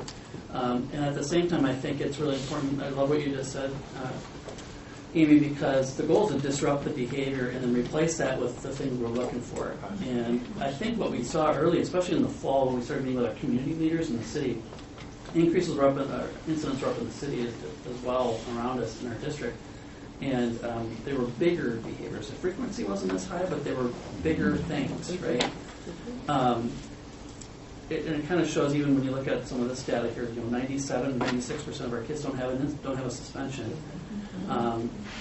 Those who do have more than one. And they've been bigger this year, and that's not unique to us. It's been a big topic statewide in our metro-wide conversations with principals, probably in metro-wide special ed directors meetings and others too. So, but I come back to what I heard our building leaders say all year is they've been tighter to our policy than ever before. And it's just been a different kind of year with so much starting and stopping over the last 2 years. The regulation of behavior has been harder. And the skills our scholars need and that our staff need to be effective are different now. So, I think in the fall we talked a lot about all of our middle schoolers hadn't been in middle school yet for a whole year. And we put that whole 3 set of grade levels in there together. Yeah. And been awesome. And make it work. So I hope I'm getting your question. Maybe you're better off hearing from some others about it. To your point about perception, that's why I'm asking about the data. Yeah, Because I've heard a lot too. The data informs and can break perceptions, or say, is it really a perception, or is it real in the data? That's why I'm asking about the data and the incidents relative to the outcomes. So. But keep going. This is informative, but it's at some point I would like to see the incident data. And I don't know how well we track or how we keep that in the system. That would be helpful as far as whether they log that and then they also log the outcome of it. And I believe we're conflating two different issues. One is that I don't want to see students suspended.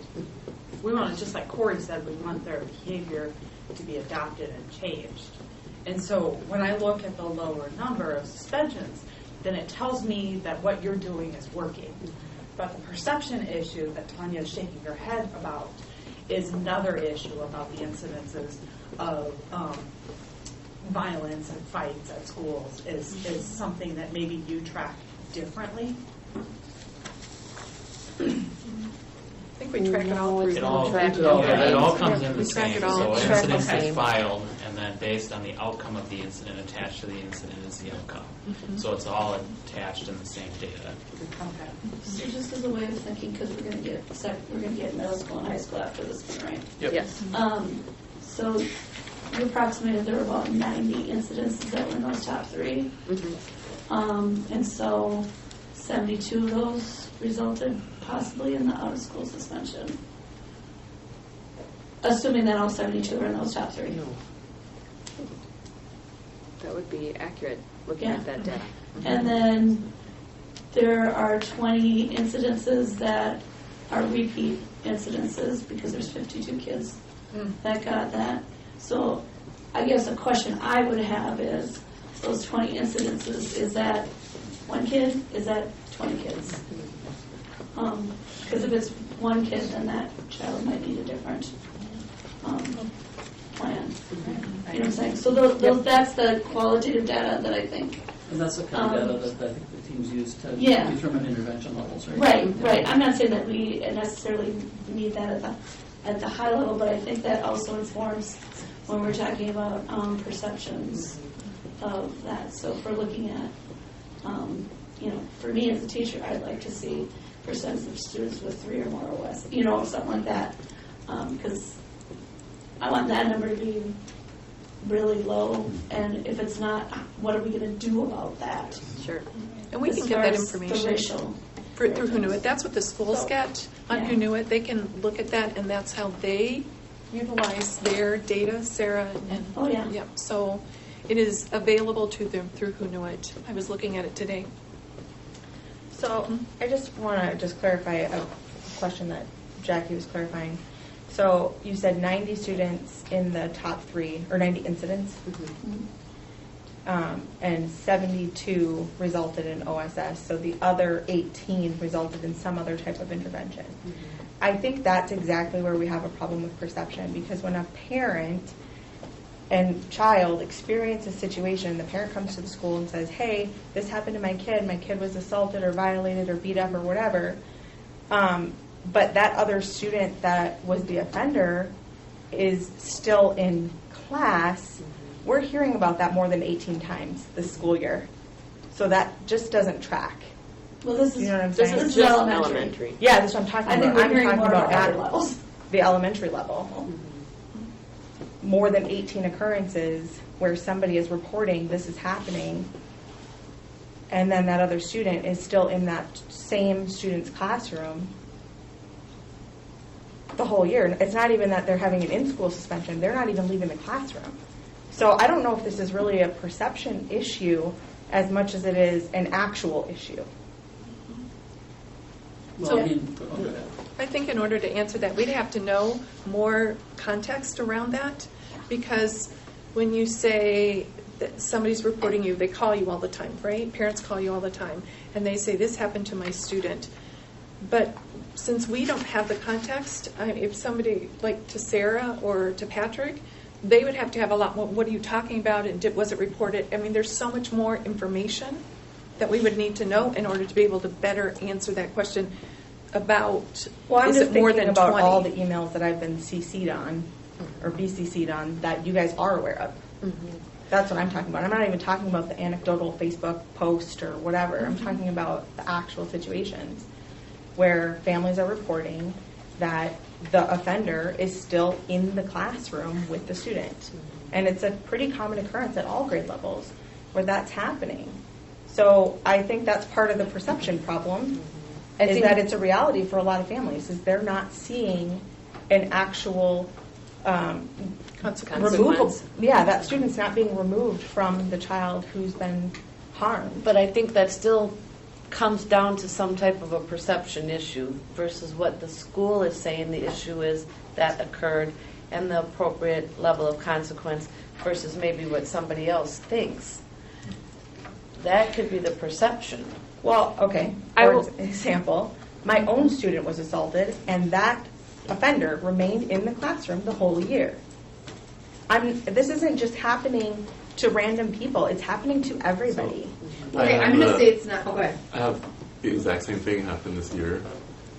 Kid was back in school the very next morning. So I guess the question that I have, and I haven't heard of an incident since, so I don't know what happened in terms of reaching out to the family and working through it. But I guess I don't know what you're looking for. Well, I just feel like we're not getting the real data on what's really happening. And I have a hard time saying this is a perception, because it's not just a perception. This is really happening to families. And we have to be very careful about dismissing the reality that people are experiencing every day. Okay, on the flip side, there's a lot of people who maybe they're disproportionately being disciplined, and I'm hearing about that also from families. So I think it's like and I think that's true too. It is not I don't think it's a universal. I think it's about climate. I think it's like I think we are in a really.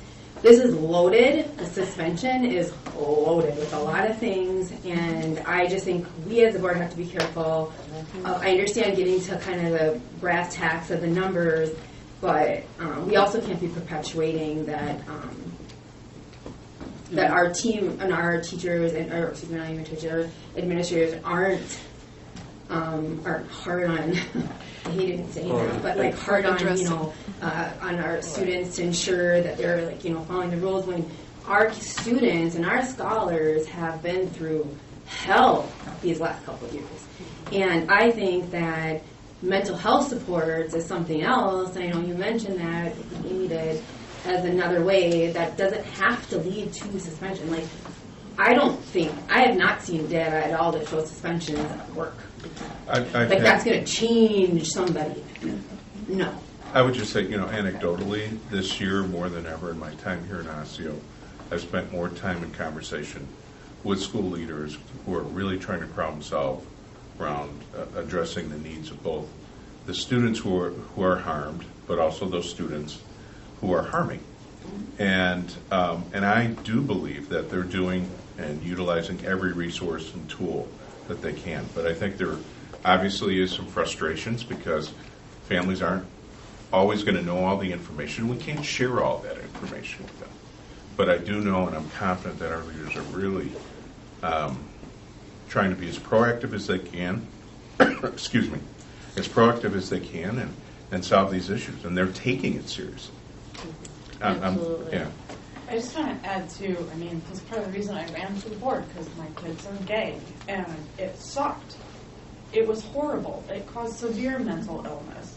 And at the end of the year, in the 6th grade at Maple Grove Middle School, my child had 27 little blue slips of paper with half-written out stories of somebody calling them an FAG, or somebody challenging them about their pronouns, or somebody saying that some fish in the art class looks gay, and all of the kids hounded up. Nothing was ever really solved about that, and part of it is the data privacy, but part of it is how do we create a baseline climate where not just the students that are being harmed, but the students that are doing the harm, using the N-word, using the FAG word as a weapon against other students. And so both of this cuts both ways. And what we want to be doing is creating good citizens that are not racist and homophobic and transphobic, that accept and work well with diversity, and are just like we talked about with our American Indian program, that we understand people from different cultures so that we can all work together in a civilized society. Because part of what we're seeing here in schools is not just about what's happening in schools, it's happening all over our country.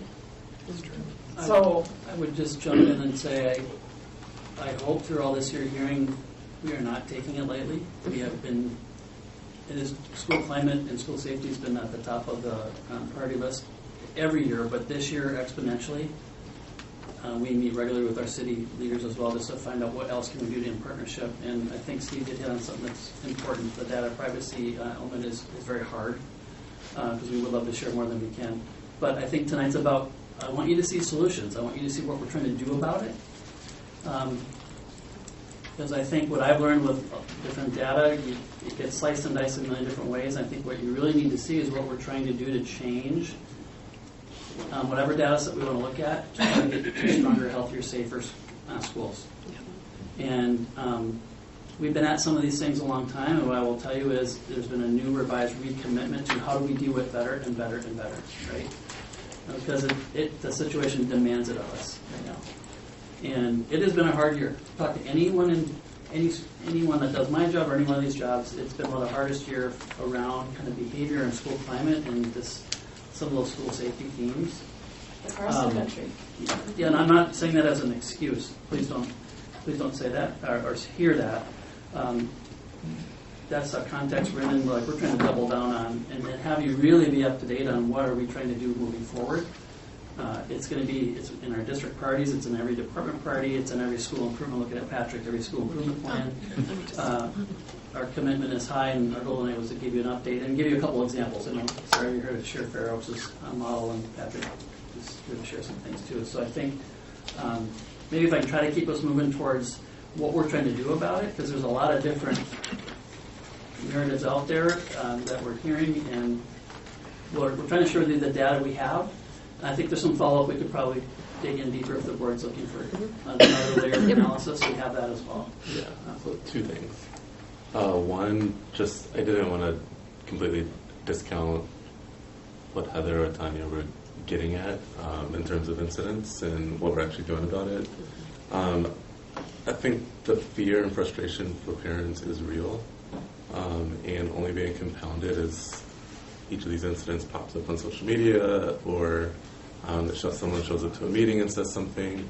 And so I know that we have been working really hard with scholars to reconcile in the building, but I don't know if there's some way for us to do some of that reconciliation work with parents as well, so that they know that we're actually doing something about it, and not just keeping them in the dark and feeding into that fear and anger that I know that even some of us as board members have felt as well with our kids.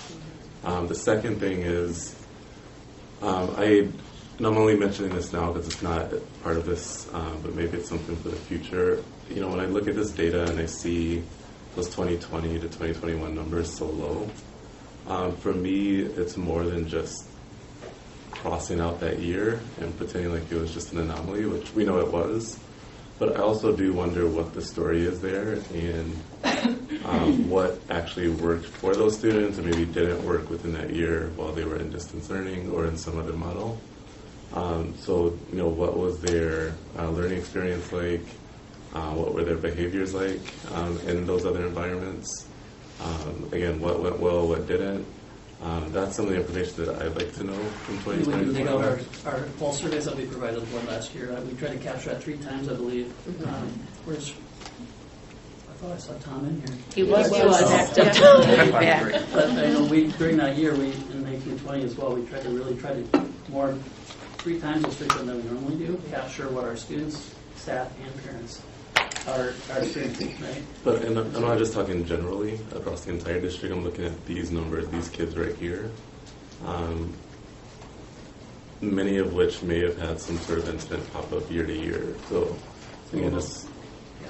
Well, it depends on what the board wants us to do with our time. Some of these kids are not even in our district still. So we can definitely go back and dig into that, but I hope we're seeing our goals of investment. What can we do to prevent future incidents, and then how do we best respond when we need to? It's a balance of prevention and really good response. I think that was the point of what I just said. Okay, good. That's a good sign. And we're saying kind of the same thing. Okay, Amy. Yeah, carry on. All right, we're going to move to middle schools. Looking at our middle schools and the out-of-school suspension trend, if we look at 2018-19, we see we're at 7.1%. And then in 21-22, we are at 6.9%. So you see, we know with our elementary school, we did see a promising decrease. And right now with our middle schools, it's consistent from that time. Again, to your question about what the incident types were, this shifts into our secondaries, moving away from some of those safety incidences that I referenced with elementary. Additionally, the violation, the number of violation incidences is in the 5,400 range. So it's significantly different than elementary. The top 3 are disruptive behavior, insubordination, and the third one is tardy. Hold on. I'm sorry. Did you say that the third top reason for suspension is tardiness? No. When I share the incident, I did say the third one was tardy, but that doesn't equal a suspension. So the incidences that I'm sharing do not necessarily equate to that a student was suspended for that behavior, because there's different ways that administrators can respond. So it could be something like... So I guess what my question is, what are the behaviors that resulted in this many suspensions? So I looked at the overall incident type, and that's a fair question that we can pull, that I can follow up with you and get that for you. Okay. Fights, weapons, drugs. That's what I can speak to.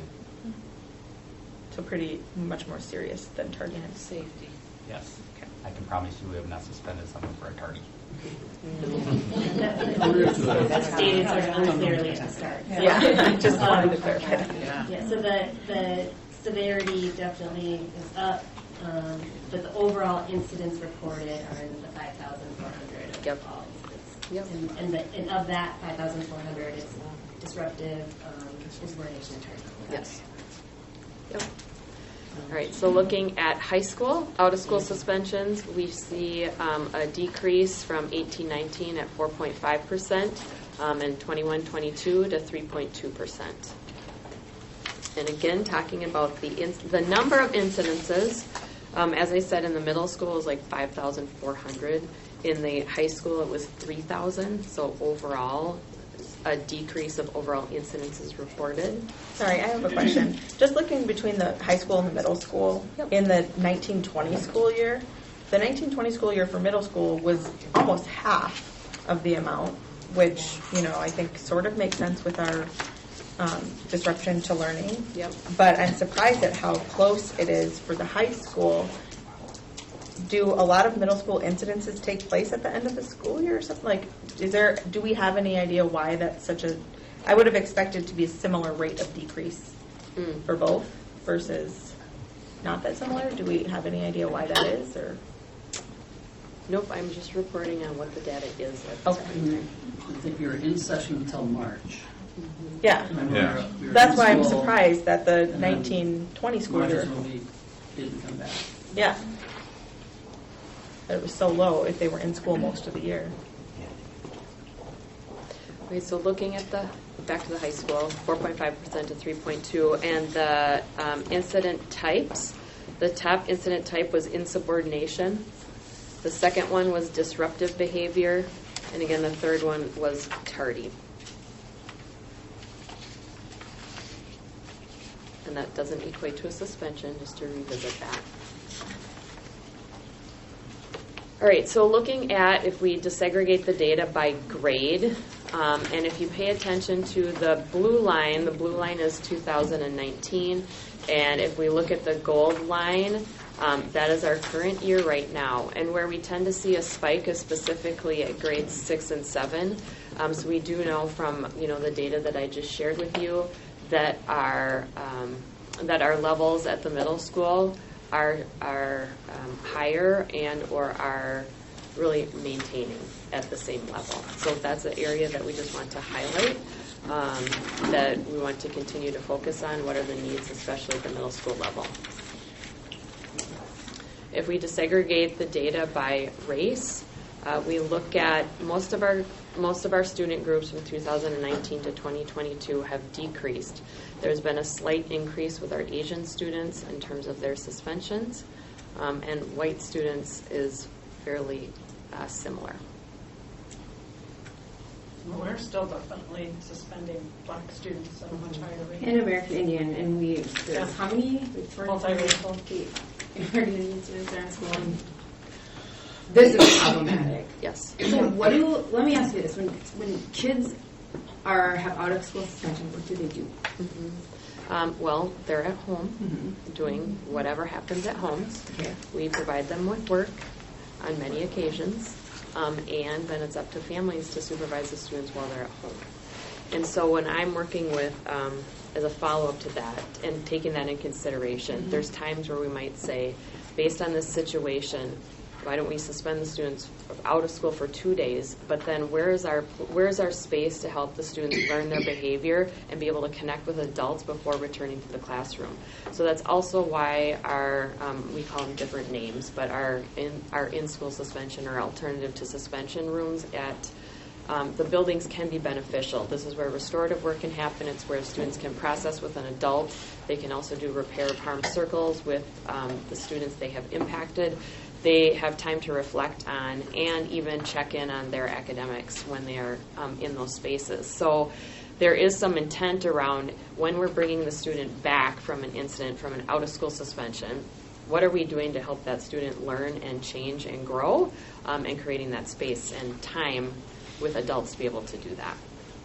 So when we talk about out-of-school suspension, this is what I'm looking at, because this is the problem to me. This is the bias to me. This is when we talk about our district, with all of our, our mission and our vision, and, this is what is the most concerning piece to me, because this is comparable and reflective in our achievement data. This is about how do you ensure there's belonging and connectedness with our kids. And so even the start of this, I appreciate Tanya's comments, but this is, to me, I'm worried about our scholars here. This is, you know, I mean, I don't know, like, you know, when you talked about your child with being called that, were the kids that were calling them that suspended? No, nothing. So that's what I'm wondering. And it's not just the You know, how do you democratic level that nothing's happening. It's that there are not enough adults in every space, you all know this, to catch everything that's happened, because these kids are sneaky. They do it when you're not looking. Even when there are adults in the room.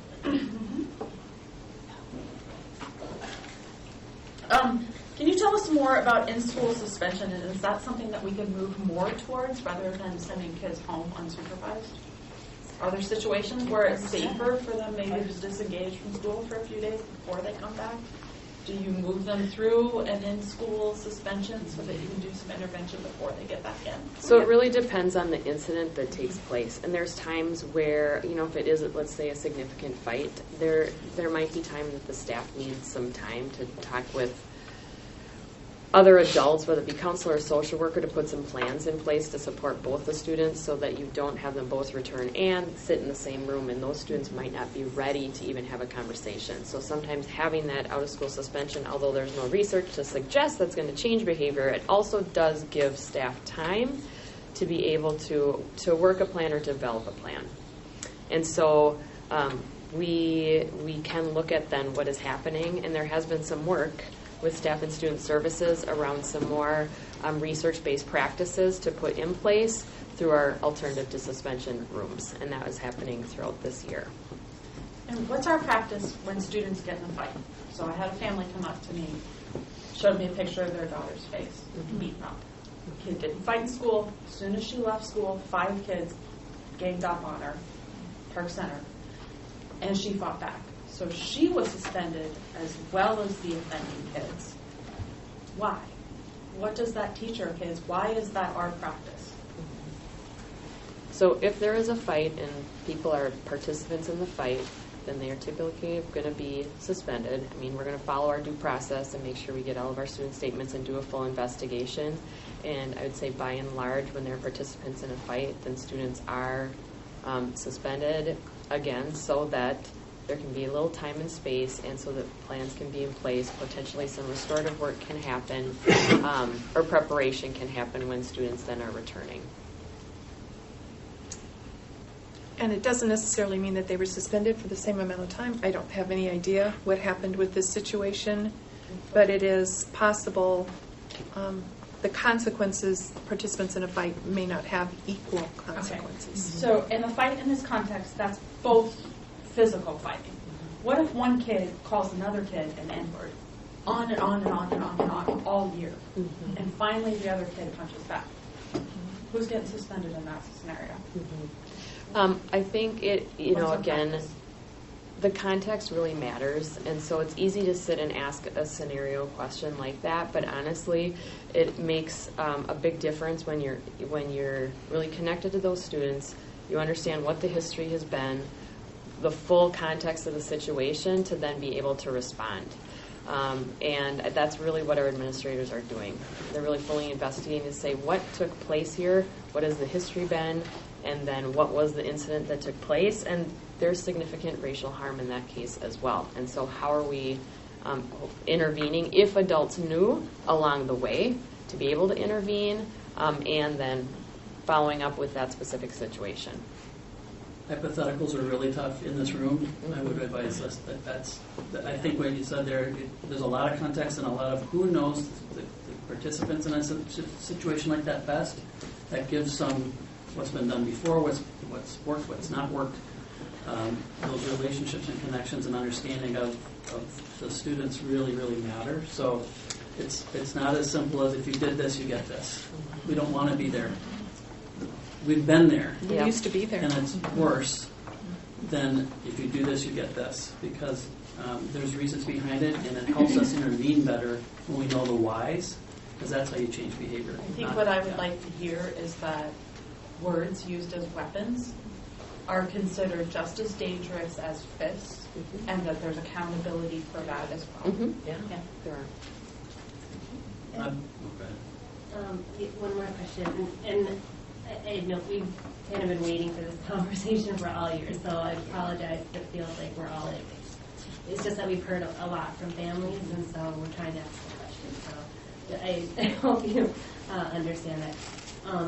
I wanted to confirm that one piece of consideration suspension, I must imagine, is the safety of the victim. So if the perpetrator of a physical harm or any harm really continues to pose a risk, is that a factor in that suspension decision? I imagine it is. I just wanted to confirm that. Yeah, absolutely. I mean, that's part of the determination on when administrators are even determining how many days of a suspension.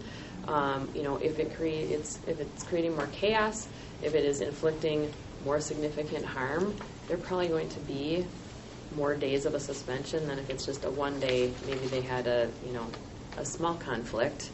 They just need a day to be out so that we can have a reentry and talk about how that's inappropriate behavior versus a significant event in the lunchroom, for example, where many more people were involved and it was a greater disruption to the school day. That might then equate to more days out. So, if we look at our other student groups, our suspensions per students by program and gender, you can see our different student groups. In this particular, looking at 2019, we see an overall, most of our students groups have a decrease. Females are fairly similar from 2019 to 2022, and then our multilingual students had a slight increase, and those are the groups to pay attention, that we are looking at more closely. Next time we get this data, can we get some clearer data that gives real numbers versus this? Yeah, I'd like to see actual numbers Like as well. I'm sitting here trying to process everything that's happening, and I have to do math at the same time. It's kind of frustrating. So We can follow up with it if you'd like it. Thank you. It's hard to know exactly, but we would like to see it. There's differences there. So if there's other types of data too, because we have it, I'm hearing Anthony and Kate Mother say that we have it, and we do. We're always a little careful to give you more than is meaningful. So the other thing we're talking about some more, a couple different things. One, we're thinking about bigger safety incidences that might involve weapons or a very direct threat to the school or to an individual school. That is where we have been including, Dave Murdoch often will do threat assessments. And so that's something that is a very deep dive into that particular individual student who stated the threat, where multiple staff come together. It could be social worker, counselor, teacher. Sometimes I'm involved with the threats, administration. And sometimes the SRO or the school resource officer is involved to just have a deeper dive on who that student is and determine the level of threat that they are posing to the school and the school community, which then helps inform our decision.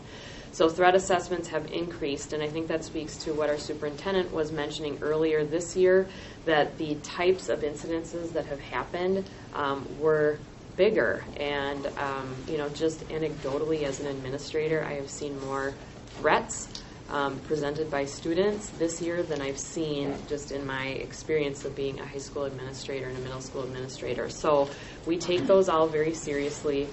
This is a research-based national approach, but we are really grateful that we have staff in our school district that are trained in using this. And so this has been really helpful. Even though you can see the number of incidents have increased, I can tell you that the information that we gain out of this to assess the level of seriousness has been very helpful. So these 26 are those separate students? Yep. And then for the tip line, the bullying, harassment, and threats of violence, the percentages there, are those, or the number of incidents too, are those on separate incidents, separate types of things? Yeah. So if you receive more than one call on something, that would not be counted twice? Right. So the Speak Up tip line was our former tip line that was rebranded into Speak Up. And so for this particular year, they've had 188 reports, and this was specifically in the online format. And just to break that down a little bit more, so then you can see what were the top two incident types that were reported, or kind of the bigger categories. So I think that's becoming, a helpful way for people to share information, and then that gets sorted or sent to administrators in which they can then follow up. And as we move this forward in a different way to speak up, what I'm curious about, I'm not sure we came uncovered or not, but when you see those posters, does that influence our scholars to go tell someone? Not necessarily go to their phone and put it in because we can capture that data. Right. But was it enough to push you into a space and say, I'm going to go say something to somebody, right? Or in whatever ways that looks like. So we got, work to do on that. I would also add, too, with the threat assessment, in our meetings with our local city officials, there's been a number of these that have had crossover with community involvement. Either they started with us and went into the community, or started in the community and came into our buildings. We've seen a higher volume of touching crossover. Yeah, thank you. Yeah. So that's kind of started to prompt us to talk more often and more frequently with our local officials, and that does include our city managers and others, our outreach teams from the city as well. We have some Parks and Rec members on there, like trying to brainstorm ideas around supports that can also cross over too. So that we're going to continue those through the summer. But I just wanted to add that little context to the threat assessment, because I think what I've heard our city officials say is they've also seen bigger incidents. Level of severity is higher as well. Of these 26 incidents, how many of, there's a continuum here of how many of these tend towards the continuum of mass shooting?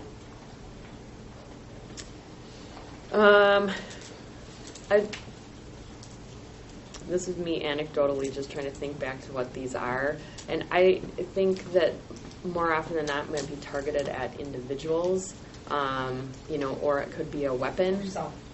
Yes. And so I don't think very many have been a mass threat. It's typically connected with individuals. The threat was not substantiated. It was a threat, and they had no means to carry it out. Right, but I know that we're all paying much more closer attention, so I was just curious in the context of everything else going on, where this sits in that category. It felt like kind of a high social media to start the year. There was a number of social media, and my board members remember getting those emails. And then I feel like since the back half, maybe Kelly's seen something differently, but it feels like they were still there, but it felt like kind of okay during the communications up too, but more actual. Felt like a lot of social media in the fall. There's been a lot of social media social all media year. period, but yeah. Like kids threatening each other or talking about just making a generalized threat. Statements. Yeah. Just, All right, so to shift a little bit from to looking at our suspension data, the other data we like to cross over and consider is looking at our stakeholder survey and our student perceptions of their experience. And so I want to just draw your attention to the comparison between 2017 to 2022. And if you look at the areas that are highlighted in gold and even red, and specifically looking at some of the scales, which are the kind of different groupings of questions. So there's a lot of information on this slide, and I'm also going to say the next slide, which I know you have copies of, also connects, further defines each one of these scale definitions to the different statements that were actually asked on the survey.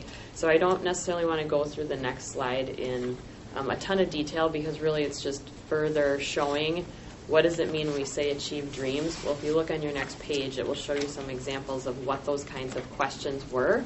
But truly, when we look at some of the areas in which we are paying attention to, looking again at the middle schools, we see that our middle schoolers are having a decrease by 11% from kind of these aspirations and what their school experience is, helping them to say, what is my purpose here? How do I want to be connected to something, and being connected to something post K-12 experience.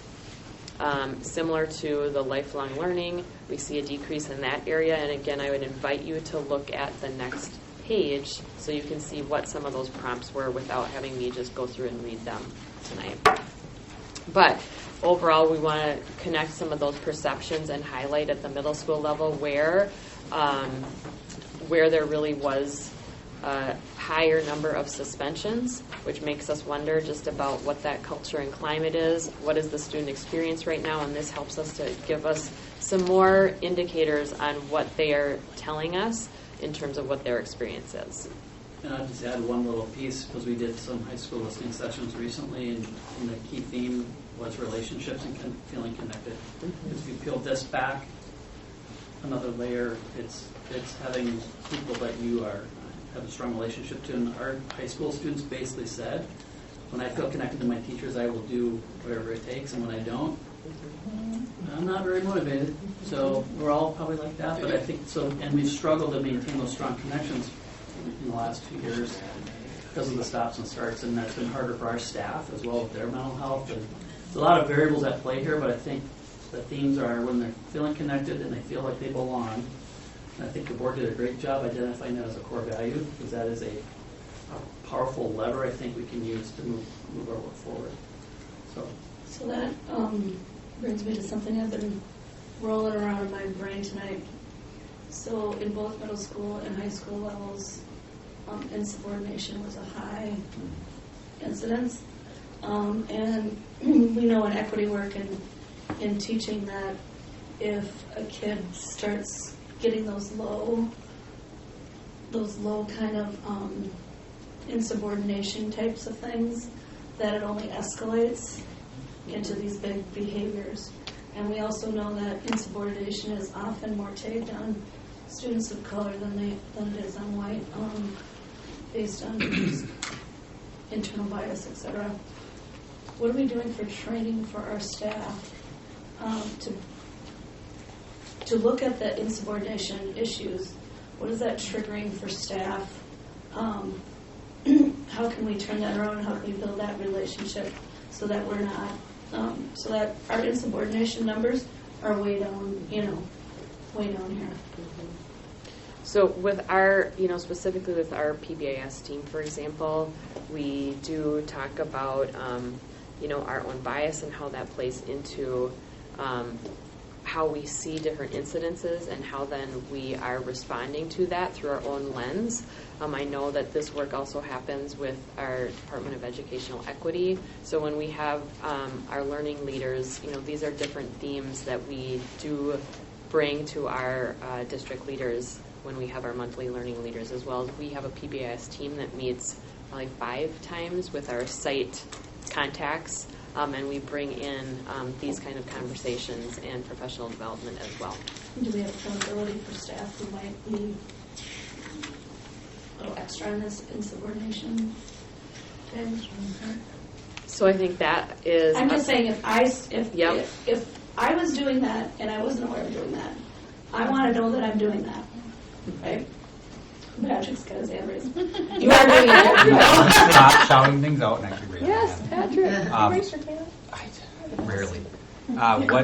Just because it's what we just talked about, next year every teacher in our school will get kind of a folder of data from previous years, and it'll have data, the behavior data on what incidents did they write referrals for, just speaking of the behavior data.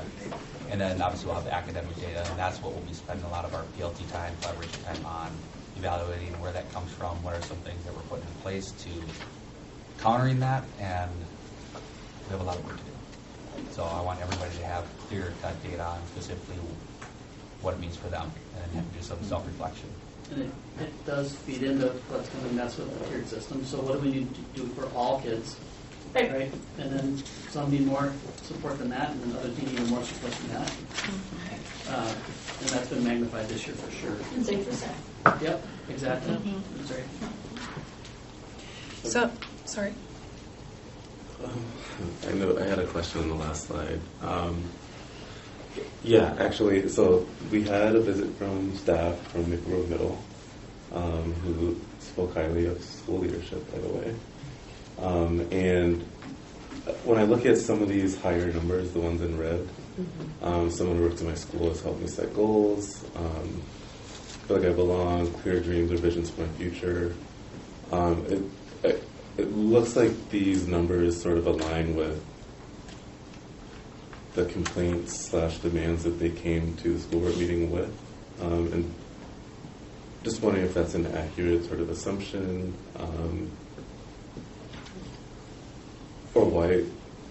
or if we have any sort of additional information as to why these numbers are so high as it relates to setting goals and focusing on the future for middle schoolers. Tom, do you want to talk to this? Because I think this is aggregate data, correct? Yep.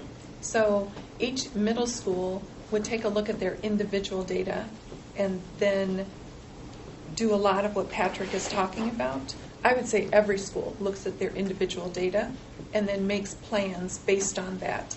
But do you want to speak to the red in this? Yeah, so really this is just looking at the change over time for the district overall. And one of the things we've noticed with Achieve Dreams as a scale is there are certain student groups that get maybe a little more support, a little bit more staff time. So students receiving services for special education or for multilingual programming, they might be more likely to be positive about Achieve Dreams because they have somebody that's actually talking with them about goal setting. So when we think about writing up an IEP, it kind of makes sense, right? So that's one of the dynamics that's at play here that we're kind of observing here. In terms of your question, like connecting this to, I think you were talking about input that you received from students. Yeah, so like the lack of counselors or support, other mental support staff. Okay. Mm-hmm. Yeah. The change in mentioned a change in models. So sort of those sort of things. Just wondering if there's a clear correlation between that and the data that we see in the school. Yeah, that's a great question. So that aspect of not necessarily school dependence, but services that students are observing that they're experiencing in the school, that does seem to be something that shows up on Achieve Dreams scale in particular. I think it's an important question to ask that we need to be digging into with our site teams too. Right on. And say, okay, what does this mean to us at our site, and then how are we going to be responsive to these? Because I think some of this data on the increase of the suspensions at the middle school, as well as some of these indicators, are bringing us to say, all right, this is our current reality. Now our work is to respond to that data and figure out what are our next steps moving forward. So I do think it's an important question. Well, the only thing I was going to say is, we're talking about middle schoolers who haven't been in school. I mean, all three levels have had significant interruption in their development at one of the highest rates of development. And so when you're talking about, everybody think back to your 7th grade self.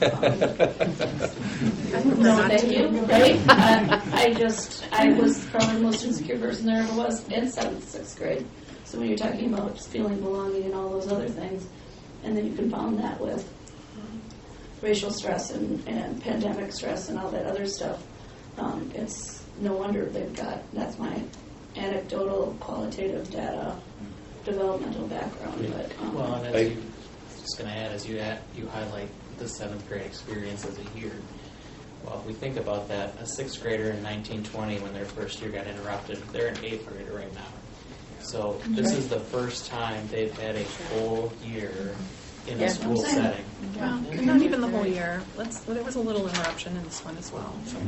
But for the most part, we were in. And hopefully we're getting to it, is we have to adjust our models, we have to adjust what we do to meet the new challenges, right? Mm-hmm. What we used to think was standard work, because in 2017-18, 2018-19, where we were is not where we are now. The students that we're working with have had severe disruptions, and as adults, we can often, although as adults can better handle it, but our students are struggling, and you saw that in the suspension data. You saw it in the data that Amy presented. So our response to that is, as part of our learning work and getting it to standard work, is to take a look at the multiple tiers of system supports, the MTSS, the things that we are providing to students. So I'm going to talk about it. Jill is going to talk about it. Kristen Breno is going to talk about it, and Sarah, and Patrick Smith. So we're shifting from problem and Jimmy. analysis to more like, yes, where are we going next? We're here to fix it. Yes. We already know. Here all night, yes. Didn't know she was signing up for that. That's right. So we have, when we talk about an evidence-based practice, when we talk about PBIS, there are some core features that make it an evidence-based practice, and you can see those on the screen. So we expect there to be a leadership team to implement and coordinate the work. We expect there to be continuous progress monitoring with some of the data and other data points that each site pulls for their work. We expect some screening. So there's an SEL implementation. There's a screening process, social emotional learning. There's a process that goes along with that. We expect there to be cultural and contextual relevance. That's why we have a Department of Educational Equity that is so embedded in this work as well, and so on. And you can see the rest of it, database decision making. We have to use the data that is in front of us. And I would suggest that it's even the anecdotal data that we get from our families, because sometimes families aren't filling out a survey, but they will call us or they will email us, and that is also a part of the reality in our schools. So when we're talking about PBIS or response to intervention, the core features and practices, this is what we are talking about. So we have variable, to continue on with the theme of the day or the word of the day, variable, a variable relationship with each of these, but these are the things that we are asking sites to do on a continuous basis. So the pyramid, you saw that when Dwayne was talking, and this should be something that's very familiar to you. The tiers of intervention support: universal, selected, and targeted. Universal is for all students, and selected is for some or few students, and then targeted is for the very few, the students that need the most intense interventions. Our focus, now we use this for both academic and behavioral. Tonight we're going to talk about behavioral supports. So the tier 1, it's our PBIS key features, and as many of you have been on the board, you've heard us speak about 3 to 5 positively stated behavior expectations. You teach and reteach. In the same way, if somebody doesn't understand math, they need to understand the behavior expectations in the school in the same way that we expect them to understand 2 plus 2. We have school counselors, we have student assistance counselors, we have social workers, we have people that work with all students to ensure that they are getting universal treatment. Is that the right word? A universal response to how we want them to perceive school. How do we help them perceive school? How do they help us perceive school? How do they help us perceive our how we are adapting the climate to them?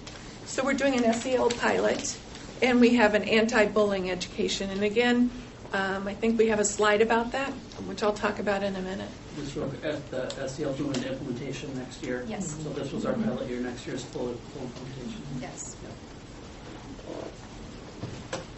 So the PBIS team, when Jill and Amy and I meet with the teams, these are some of the things that we work with them on to ensure that we are getting less variability across our sites. So we expect there to be a team. We expect them to have school-wide expectations, that they're doing behavioral instruction, that there's a system for recognition. Everybody in this room, when you do something and you get recognized, that feels good to you. We also want to bring that feeling to the students because we know that when they get recognized, they have a greater sense of belonging. We don't want to take it for granted. The good kid who never gets seen. Every student in the school needs to be recognized for who they are and what they bring to that table. Consistent implementation, action planning. We had I guess we're in June. In April, we had our celebration in which every site, it was a virtual, and every site brought their best work to the table and their PDSA, which I think Amy will be talking about, and they got to share that with all of their team and to see some of the good work that they are doing. There's action planning, there's goal setting, there's data.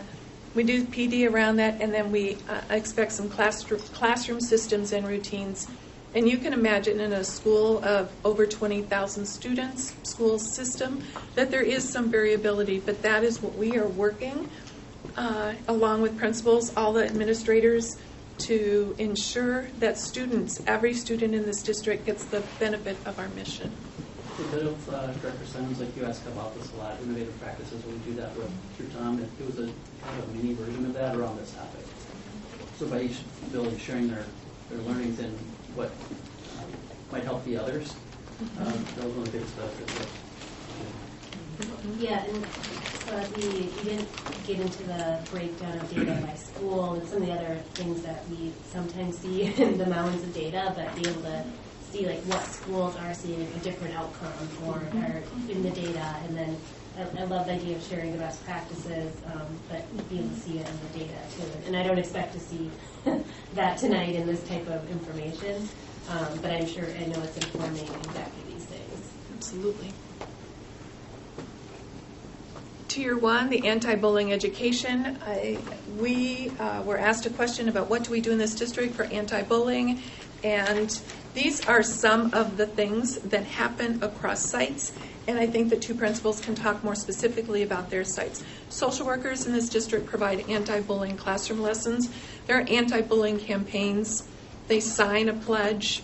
You see those in some of the schools.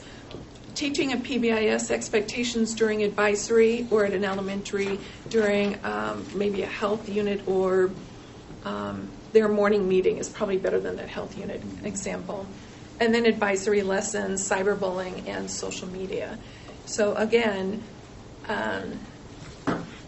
these are an example of what goes on at our schools when somebody reports bullying. And again, like Amy said, anytime there's a report, it is investigated.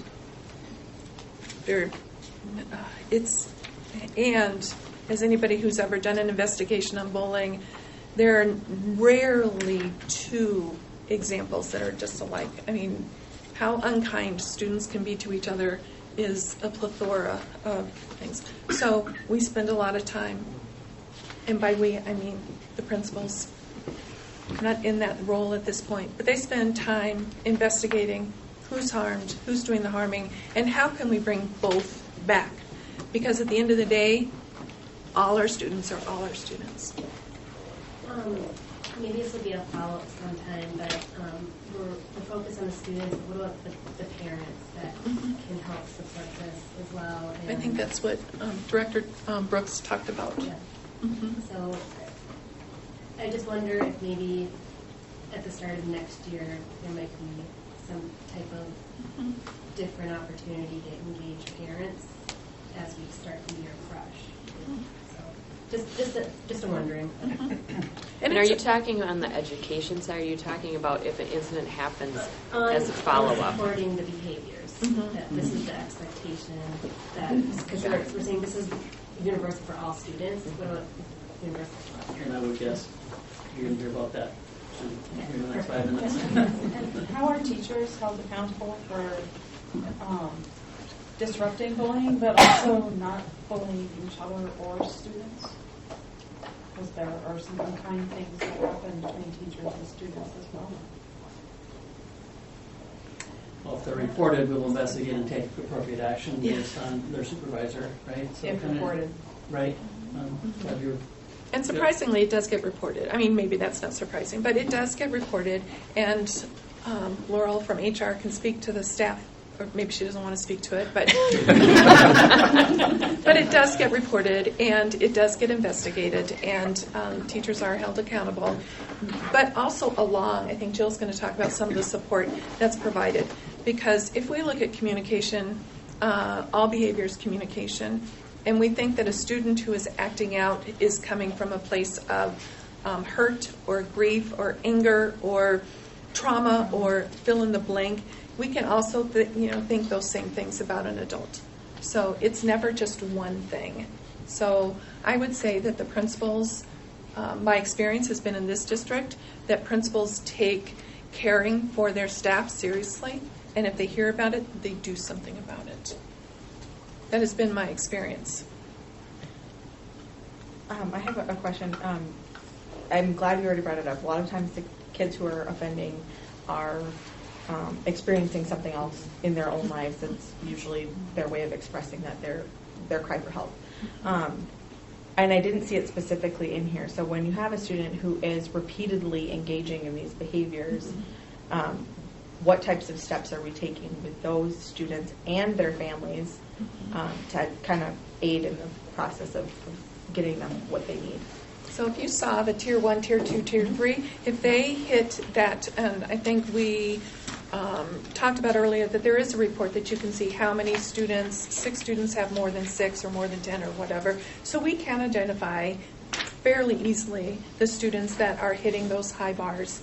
And we have problem-solving teams in our district, and those problem-solving teams are made up of counselor, a social worker, an administrator, fill in the blank, who else? Psychologist. Admin, psychologists, and those folks, because then again, we're not at the all, so we're either the 15% or generally the 5%, that is their job to surround that student and provide those supports. So we have some supports in this district, and I think Jill might be talking about them. I don't even remember the slides at this point. I'm sorry. I will be. Oh, great. For IM4, we have some staff that are dedicated to helping sites come up with interventions. Jimmy Higgs is here for our restorative practices. We have district behavior specialists. We have people who can help. Sorry. That problem-solving team, it's a process. It's a very deliberate process, very data-driven, to try to capture what you're getting at. It's like capture as early as we can, and we might need an extra level of intervention or support. We want a high hit rate on that in the sense that we want to get that right. Yeah. So we've really done a lot of work around it. We have more to do, but training and getting a real consistent process to be effective at that. It's part of our department 3-year plan. Yeah. We have learning and implementation work around that with steps associated with that. So a follow-up question to that is, and I don't need like specific detailed data, but how many or when a student is engaging in repeated behavior and it's specifically targeted at another student versus like just generally engaging in that behavior, what types of things are done to also protect that other student from continually being harmed? So I think it's a both and, right? You have 2 students that they have a victim and an offender. So with that, with the student that is doing the bullying or engaging in that behavior, then, admin's going to do an investigation. They're also going to try to understand what happened, and there could be a suspension related to that, especially if it's repeat behavior. So there's time to say, you may not be in school, so that how do we put a plan together? It could be working with a social worker when it's repeat behavior. It could be meeting with a counselor, maybe weekly or twice a week. It could be check-ins daily, just to get a pulse of how is that student doing, because you just want to have a greater spotlight on the needs of that student. And so, and I'm talking about when that student returns from whatever the consequence may be, so that there's more adults that are aware and have a greater spotlight and are paying attention to that student and their needs. And then also then to the victim, it is, working with the families of both students. And with the victim, it is also understanding what happened. In some schools that are deep into restorative practices, it could mean bringing the students together with a trained adult to say, how do we help them have a conversation so they can understand the impact of their actions, and being able to coach the students through that.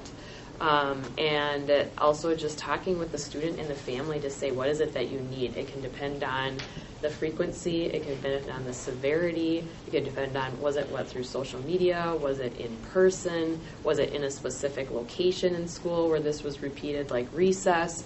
So there's different factors which would then also determine what a response would be, and really sitting down with that student and the family to say, what is it that you need?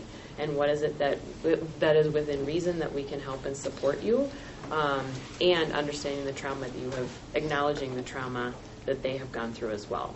So it is really trying to get at their needs and put a plan together with some of the different examples that I shared with you. So it is really tending to the needs of the different students and their involvement in that situation.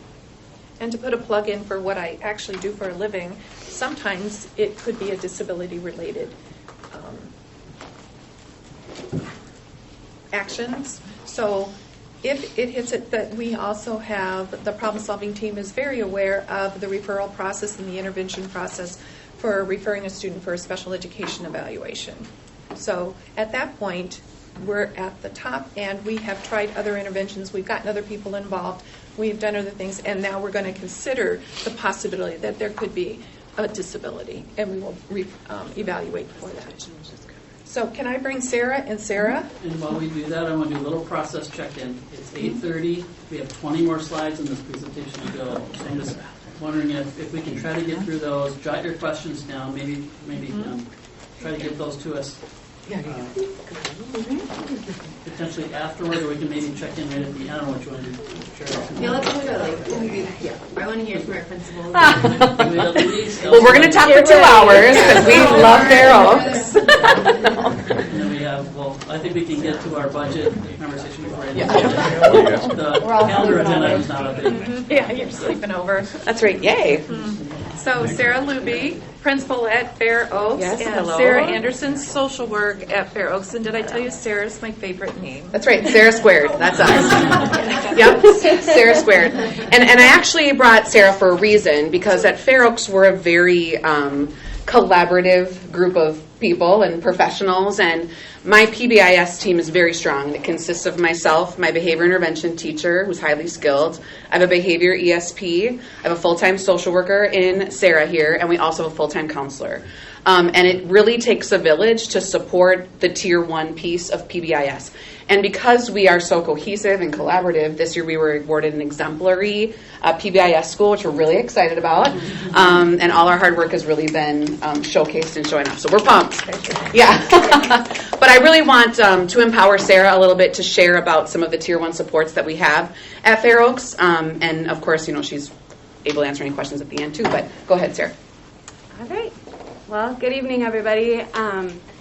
We're here to talk a little bit about some of our Tier 1 supports that we provide at Fair Oaks. I want to start off by saying that we have worked hard to build a really close-knit and connected community at Fair Oaks, and it really shows in our everyday practices, and it also really shows up in both of our behavioral and our academic data this year. So we're really happy to come here and share with you about some of all of the great things that we're doing. I want to start off by talking a little bit about our Fair Oaks recognition system, which you can see is our first picture there that says Fair Oaks Cares Champions. So the CARES stands for cooperation, assertion, responsibility, empathy, and self-control. So these are really 5 target attributes that we hope that all of our students will learn about, show up every day, and show off these skills that they've learned. As you can see, we are both rocking our Fair Oaks Cares badges for you tonight. So I earned mine today. Yes, you did. This is one way that we recognize students at Fair Oaks, just for noticing the great thing that they did. You do a great thing, somebody notices, you get a Cares badge.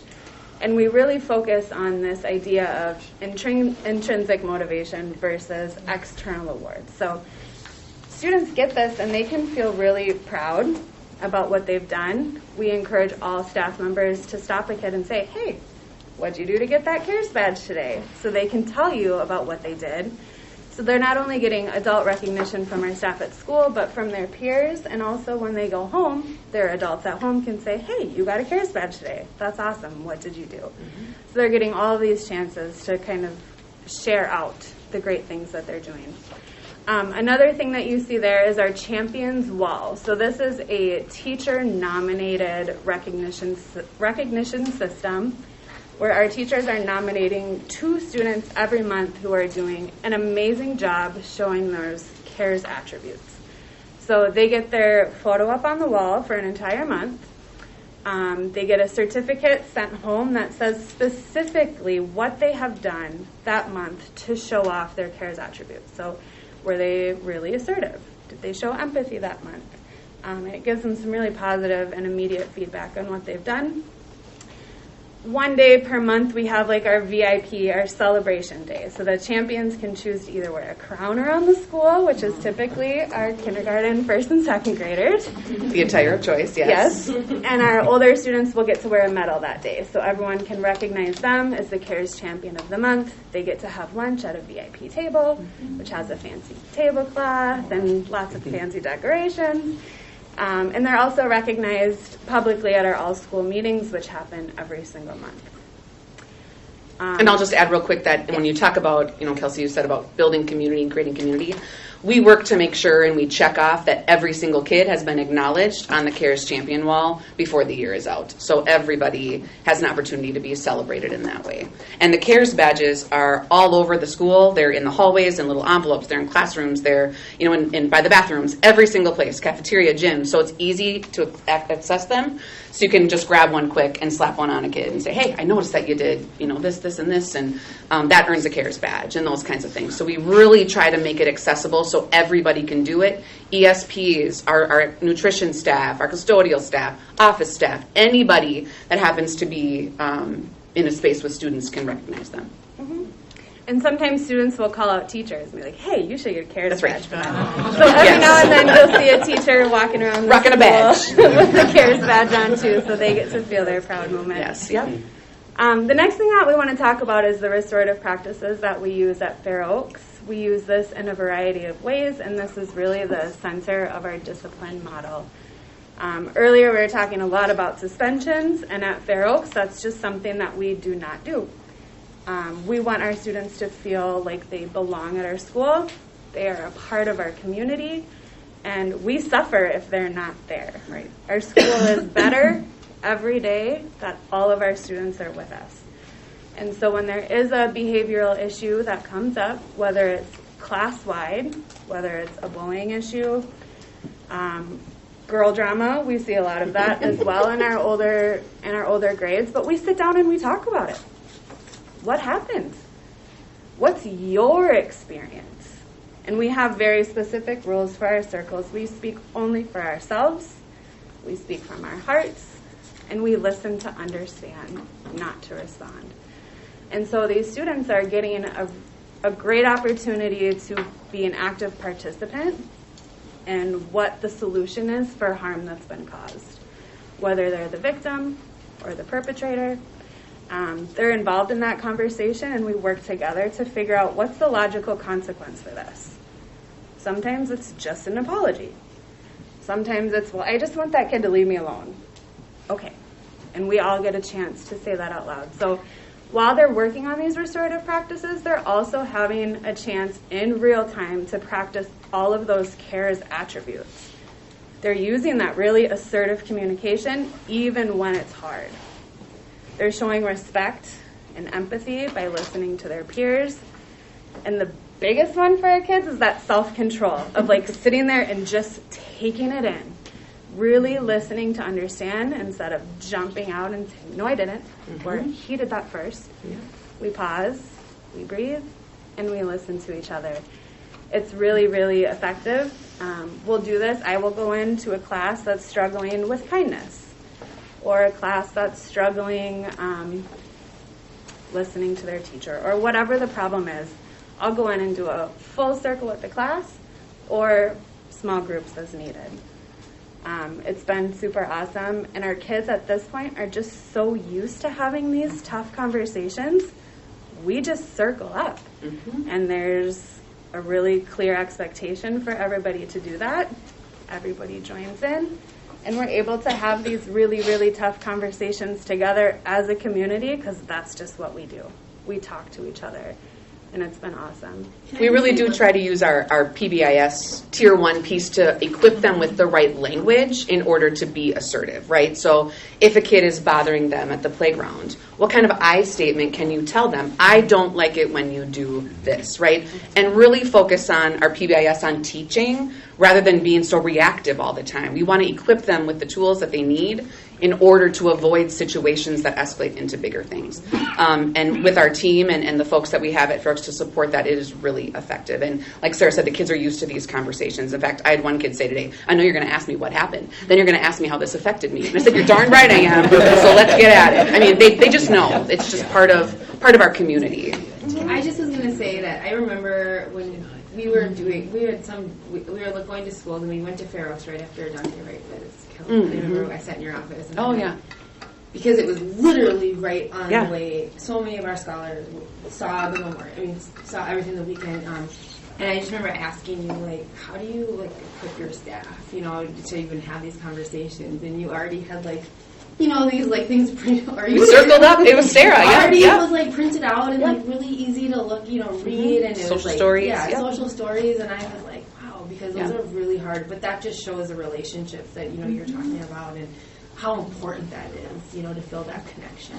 Yeah, and the kids want to talk about it. They want a safe space to share those experiences, and they all had big experiences when that happened. Yes, right. Whether they heard things or saw things or knew Dante Wright, or, you know, they had a lot of community connections, obviously, because it was right there. So just wanted to share briefly some of our behavioral data. As you can see, we did choose to leave out last year because it just didn't feel relevant at all. And we're looking at the 2018-2019 school year as kind of like our last typical school year. So these are all reasons why students were sent out of their classroom and sent to our green room, which is kind of our calming, problem-solving area in our school. So you'll see everything on here, other than a green pass, is really a reactive strategy. So kids needed to be sent out because they were refusing to do their work. Or a yellow pass is kind of anything behavioral that happened. But as you can see, our numbers have significantly decreased. I can barely even read this, but like it's so small. It's so tiny. But you can see there, back in 2018, 2019, we had 14, over 1,000 out of class hours. This is what this represents. So it's hours of time. And when we've, similar to what you've been talking about, when we drill our data down and we do look at site specific, we can account, this year we were just looking, we have 3 students that are accounting for the majority of our 509 hours of this year. And we're able to really think about then what Tier 2 and Tier 3 supports do those students need. So it's showing that what we're doing is working, and we're pretty excited about that. I just have a quick question. Fair Oaks is one of our smaller elementary schools. Do you think that plays a significant role in your ability to effectively do this work? I think it doesn't hurt, but it really stems from what I can say, and this is my 3rd year now at Fair Oaks, and in talking with people who have been there a lot longer than I have.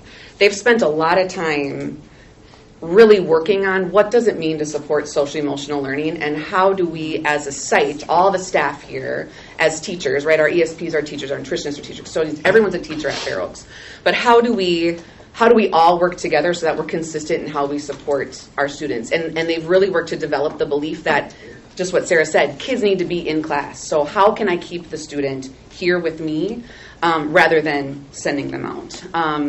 So that's really the ticket, is getting everybody to share a common belief and idea about how we're going to support the whole child, and then putting the supports in place to make sure those things can happen. We're small but mighty.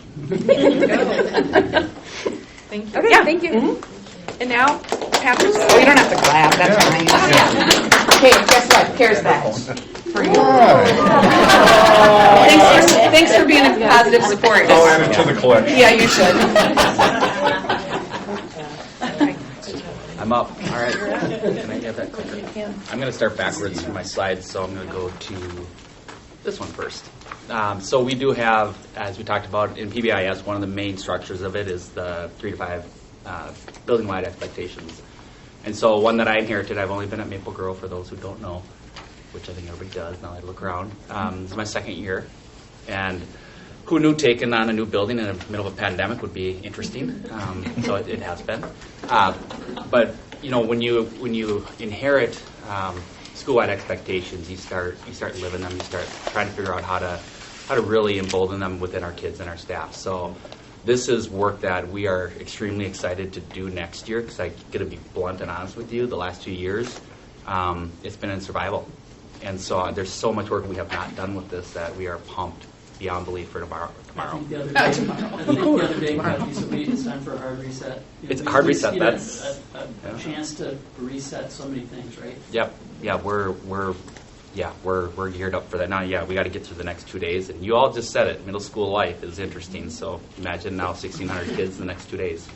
But they're excited. Kids are pumped for summer, but next year it's going to be that hard reset, and it's going to really focus on our prompt, prepared, and polite expectations. I'm going the wrong way. Every year as we start the year, we have, you hear in responsive classrooms, the first 6 weeks of school is so imperative to building the groundwork for our students and the expectations and what it looks like, feels like, sounds like in all the different areas of the school. And that's what we do at the middle school level as well. It says the first 2 weeks, and we go pretty hard on what we expect from our students with those expectations. And that's where we go through what it looks like, feels like, sounds like to be prompt. What does that mean? Why is that important? What does it mean to be prepared? As an AVID school, that is super important to us around preparing students to arrive to class with all the necessary materials they need, with the right mindset that they need to learn at high levels. And so we spend we call it Chromebook Boot Camp. There's also a lot of pieces there with Chromebook or with digital citizenship that we do, along with the expectations. So that first, I always say go slow to go fast, in the sense that if you really take the time to embed the expectations with our students, you're going to get so much further down the road. I always use the example of, as a third grade teacher, we would spend time on the process of how to sharpen your pencil.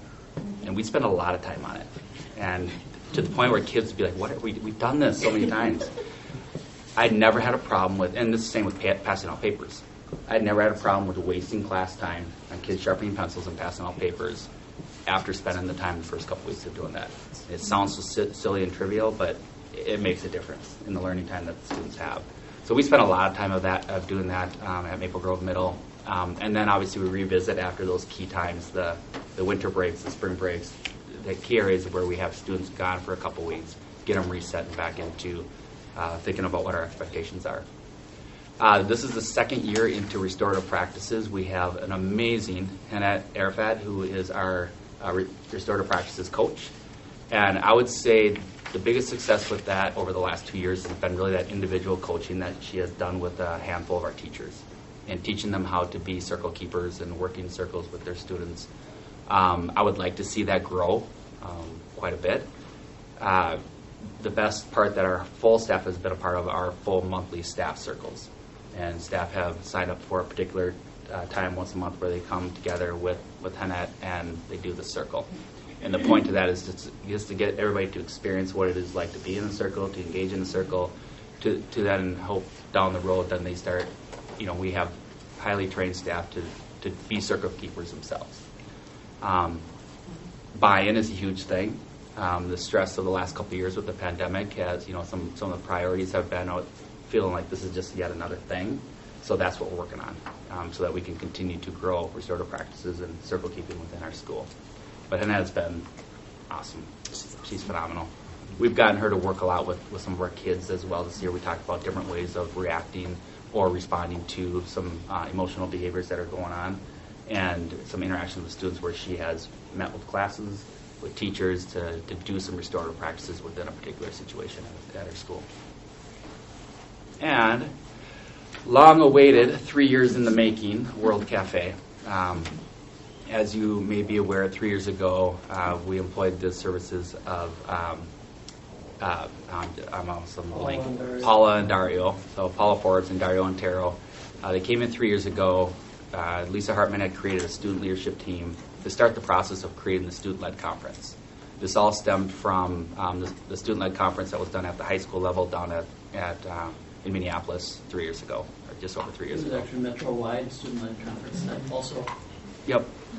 So that was brought to Maple Grove Middle 3 years ago, and Lisa Hartman got the team set up. They met once, pandemic hit, shut down. Here enters me. Last year, started getting it going again. Well, you remember what happened then. I think we changed five times in different learning models. So it got to the point where this isn't even going to be impactful. We want to continue until we have a solid base of time that we can do this effectively. And then enter this year, we got the conversations going fairly early. There's a couple little hiccups, schedules, this and that. So long story short, we got it done. And I'm pretty excited about this has never been done at the middle school level. Sometimes I say I see why after going through it. We split them up. We have 550 on average students per grade level. So we took half of them in the cafeteria. And when you put 250 to 300 sixth graders in a space with a microphone, with a big chart paper, you can only imagine the types of things that are shared. Apparently there's ghosts that live in our halls and walls. And that I think, where's Kelly? You were there for that one, weren't you? Oh, yeah. Yeah, there you are. All the But Ghostbusters. long story short, some amazing things were shared. Do you want to know what the questions were that we asked? I brought those up here As we too. look them up, this was back to when we wanted to really focus on climate and culture at the school. And when we engaged Paul and Dario, they had done this with high schools.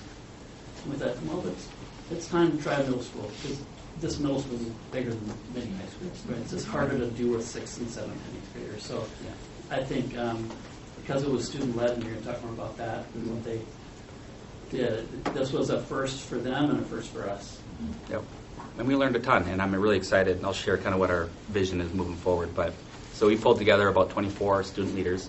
This was derived from teacher recommendations, student interest. I pulled a couple of students who had heard about it and were really interested. So they worked with Paula and Dario to develop what this format's going to look like. That's where they got to the World Cafe. They developed the questions, the 3 questions that were asked. First one was, when it comes to creating a safe, welcoming, and positive space for all students in our school, what matters to you? Second question, how might we address student behavior effectively so that we can build respect for each other and create safe spaces for everyone? And question 3 was, how can our teachers support our physical, mental, emotional health and well-being so we can be successful and brilliant students? So those are the 3 questions that every student engaged in. We did 6th grade on one day, 7th grade on another day, and 8th grade on a third day. Once all that was done, we took all those chart papers and we came together in a synthesis workshop where our students were able to do some gallery walks and read through all the different things that students reported or said on the paper. And then they really narrowed that down to kind of some major highlights that they saw. And there's a good format that Paula shared around how to organize those thoughts into the main themes. So, and here's what came up for the kids. This is what they came up with. Grade 6, 2 main things that came up was fair and strict punishment. That's what they want. And equal respect for all. It's really the high theme from 6th grade. The 7th grade group, meaning our student leaders read all the 6th grade papers, and that's what they came up theme for what all 6th grade said. I think maybe you got that. Here's what came up for grade 7. Respect people's identities and personalities. Less work. Of course, that's going to come up. Mental health breaks. More severe punishments based on actions. And healthier lunches and longer lunch times. What came up for 8th grade? Resources for mental health and stress management. Be inclusive and respectful towards everyone. Make gender and race policies more known. Better teacher training for mental and physical emotions. You kind of seen a theme there, aren't you? Yep. Other notable responses, I had to put these on there. They want recess, of course. That mostly came from 6th grade. And longer passing time. Those are two that really popped up. So now the next steps for this is for us to take this information and in our school improvement planning process, and what we're doing is for our hard reset next year. There are a lot of things we can do with this to show that we're using student voice to make an impact on our school. The vision moving forward, the next step would be to do this World Cafe model with staff, which I plan to do workshop week, and then also with families and community, and pull them in to do. What I've learned from this is when I do this again, I would anticipate doing this with students again 2-3 years down the road. You don't do this every year with students. I will not pull 600 kids together.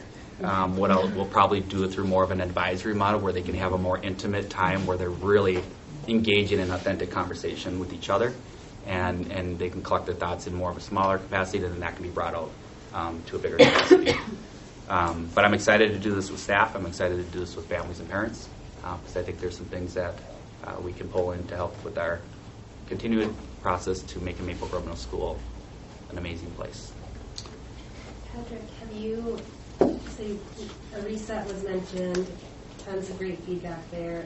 The feedback about kind of what the students are interested in is maybe a little different than what's in your current expectations or code of conduct, which is a little bit more conformatory or what you need to do versus more maybe that social emotional or that here's how we're going to belong and here's our values. Have you considered making any adjustments to Yes. yours? Okay. Yeah, we have a lot of adjustments to make. I mean, there's things that we've made adjustments to in our school year, even currently, that goes against what we have in our code of conduct. Just simply for backpacks. If I'm sure school board members, if you didn't hear about backpacks and cell phones from me yet, I'm sure you have. I'm sure you have. I'm sure you have. And surprise, surprise, without backpack, kids are doing just fine. They're doing just fine. But I also understand and respect the concerns that some students and parents have, and so we work through it. I had another fun thing to share. Well, you did at open house, my event incoming 6th grader, when you were talking about the reset. I mean, there were a lot of claps from parents about, cell phone and, the people were like... And there were a lot of calls from parents on... Oh, were there? Yep, both sides, and I expected it, and I'm okay with that. And I'd like to positive. Yeah. I'd like to highlight that the 3 to 5 positively stated behavior expectations, you heard him say they're listening to the students and they're rethinking it. It is not set in stone. Just because it's posted on the wall does not mean that it's forever that way. I think that very commendable work on the part of Patrick and his staff to recognize student input, family input, and it's changeable. It's a living thing. It is. I love that. And we've talked about that, where it is a process. I've been through setting school-wide expectations for 3 different schools, and it is quite a process. It's not something we're going to come next year and say, oh, by the way, we're going to do 3 different expectations. We will spend a year next year through our Pbis team, through our student leadership team, talking about this, and we don't have to stick with prompt, prepared, and polite our whole life. And so we got to think about how are we rebranding our school, how are we resetting the tone of our school, because it has to happen. And then I'll end with the last comment I heard from a couple of teachers when I put it out there, like, we are resetting. What is your perspective? What are some things that you like to see? What's working well? What are things that we need to evaluate? And one of the things that really stuck out is we need to have more fun. We need to have school assemblies. We need to start creating pride in our school and kids excited to be here and with those pep rallies and that kind of stuff, because we've done 0 of that in 2 years. And some of it too, not our fault. We can't do anything about it. And other parts I'll own that we're being more reactive to things and just trying to survive, and I'm just not okay with that anymore. And so I'm really pumped for next year, and it's got to keep staff around and get them excited about a whole new reset.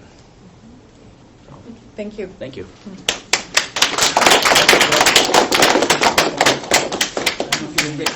Here, Patrick, here's best shoe. Oh, way to be courageous. Way to be courageous. Here's. I got 4 more left, so I'm looking. Be courageous by saying we're going to keep pushing through. Going. Okay, so I'm going to talk about Tier 2. I feel like just listening to all your conversations and presentations already, we've kind of popcorned all over my presentation already. So I'll just kind of highlight what I think you guys will think is really interesting. So with Tier 2, like Kate was talking about, we're trying to, the Tier 1, we're trying to hit 80% of our scholars through our social emotional learning curriculum that we'll be implementing next year. That'll be Caricature Strong at the secondary and Harmony SEL, social emotional learning at the elementary level. All of our PBIS work, restorative practice work, trauma-informed practice work. So if they're not responding to that, then they get referred to the problem-solving team.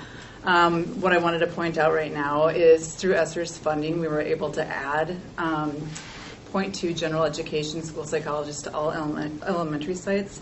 So they're helping facilitate the problem-solving teams. We were able to add 0.4 general ed social workers across the system, and typically social workers are typically assigned to special education. And then we were also able to maintain our school counselors, support our student assistance counseling, increase trauma-informed practices, and then, like Dwayne was speaking about, Check and Connect is also strong due to our SDAS, Elizabeth Zhang, who does an amazing job with that. Two things that a lot of districts don't have: social workers who are not funded and can only do special things, and elementary counselors, period. Many districts don't have them at all, right? So we're very fortunate to have invest in that. Yep. Thank you.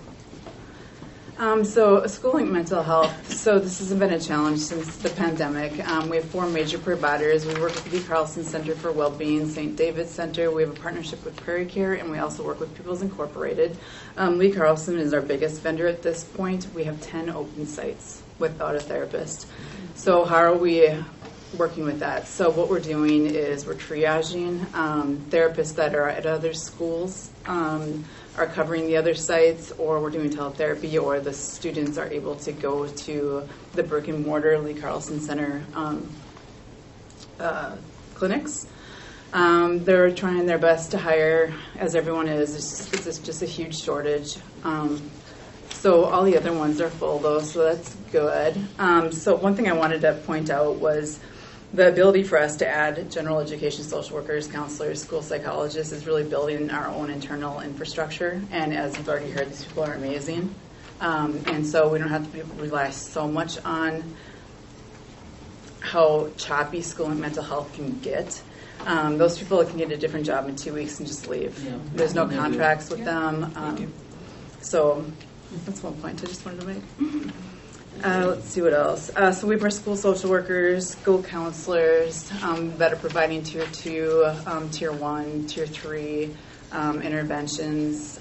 One thing I thought you'd be interested in learning is we had a new partnership with Hennepin County and the YMCA of the North, where we received funding for the next 2 years to create Homework Starts with Home of the Northwest. And what that means for us is that we were able to hire a 1.0 social worker to partner with our homeless liaison at the enrollment center. So what that role is going to focus on is stabilizing families that are like close to eviction, where they can get extra funding and other resources. So that's exciting. And from what I heard, Hennepin County really wants to keep the program going. So we're hopeful it's going to continue past the 2 years. So that was pretty exciting for us. And they're already making an impact. I think they have helped 4 families from eviction that allowed the students to stay in our school in just a month and a half. Yep, month and a half. And stay within their own bus route, same boundary, not moving out of their homes. And so one other thing we wanted to shout out to our school counselors. They work really hard to get the RAMP status, the recognized ASCA model program status. It takes about 2 years to get that. We have 5 that have gotten it, and we have 6 applying in the fall, and we are by far the biggest district having the RAMP status within our schools. And Jill, you said that's a reflection of we're doing best practices. Best practices, right? yes. So that really says we're doing all the right things. Comprehensive best practices, yep. Well, now, we were talking about Hannette Arafat, who is an amazing restorative practitioner. But I'd like to introduce our own in-house amazing restorative practitioner, Jimmy Higgs.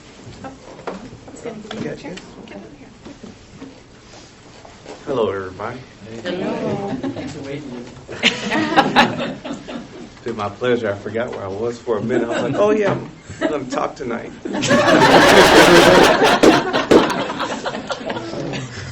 Well, there's been a lot said about restorative practices, so I'll keep it more broad and general. And you guys mentioned it, over the last couple of years, there's been a lot of disruption. And so in that way, it's kind of like a learning year in terms of getting people back on track. There's pockets where it's going great. There's pockets where they have a deep desire, and there's pockets where they need a lot of different tools, and restorative practices can be one. But first, I'll just focus on the basics by saying that restorative practice is really an indigenous practice that came about before written word. is based on the premise that people needed each other to survive. So when you think about it that way, you think about it how natural something like restorative practice would be to create and foster school connectedness, pro-social behavior, and also aid in alternatives when you think about disciplinary practices and discrepancies and suspensions. So when I think about restorative practices, it's not something you particularly do to somebody, but there is an impact. The impact really has a lot to do with the brain and the executive functioning. So, for example, by practicing or using restorative practice in a consistent way, it gives students an opportunity to practice repetitions and taking turns, practicing self-regulation, planning, reflecting on their behavior, collaborating with somebody to problem solve, and a lot of other pro-social skills that come along that way. In terms of this year, restorative practices, it's been a lot of opportunities to go out. I partnered with Amy a lot, and we worked with a lot of the SMS and the Pbis because they are in positions to affect change. They're coming in contact with students and staff, and they're able to leverage their relationships and also teach other staff how to leverage their relationships in order to help them transition from maybe a punitive mindset to a restorative mindset. An example of what I might mean by that is identifying teachable moments, leaning into and establishing relationships, and really thinking about approaching a situation where it's more of a problem to be solved and grappled with as opposed to let me see what the penalty is for this particular thing. As a staff development assessment specialist, the way we went about addressing and establishing restorative practices is really focusing on the mindset. And I just spoke to it a little bit. It's a juxtaposition to a punitive mindset. Also, we took a lot of time to talk about the fidelity and the integrity of the restorative practice model in terms of community building. So we really wanted to give people an opportunity to build repetitions and belonging and contributing inside of their classrooms on a consistent basis. So the first time you have to address an issue is not necessarily a negative one because you've had, in theory, an opportunity to build and relate with your peers as well as a teacher. So you heard a lot about RTI and the way you can conceptualize restorative practices is community building. So you heard me say a lot of my time was spent teaching the fidelity and integrity of community building circles as well as the restorative mindset, which in a nutshell is kind of like thinking about restorative practices on wheels. You won't always have an opportunity to sit in a circle, but you will have an opportunity to build relationships and have individual occurrences with students. So that's tier one. That's something that all children can get and receive as we start to really build restorative practices in the Osseo area schools. Number two is using that relationship and building on other interventions to have restorative conversations. A conversation where you have an opportunity to repair, or not to repair, but to navigate through a difficult situation. Maybe it's a peer to a peer to a teacher, and sometimes a teacher to teacher, just with the outcome of enhancing the learning environment and getting people back on track where teaching and learning can take place at an optimal level. And then the third tier is repair of harm. That's when you see more particular issues like a clear offender and a clear victim. That's where the ripple effect of an occurrence has repercussions all over the school and sometimes repercussions all over the district. So when you think about restorative practices and you want to think about it in a more broad and general way, these are the way in which it matriculates down from all to most and to until it gets to an area where it can be more customized and meet the demands of the issue at hand. So that concludes what I got to say about this. Thank you, Jimmy. Thank you, Jimmy. Jimmy, I love how you talk about the mindset and how you look at students and how we look at each other. I teach 4-year-olds. And so since I've moved to language, like, hey, you've got a problem. Who wants to help solve this problem?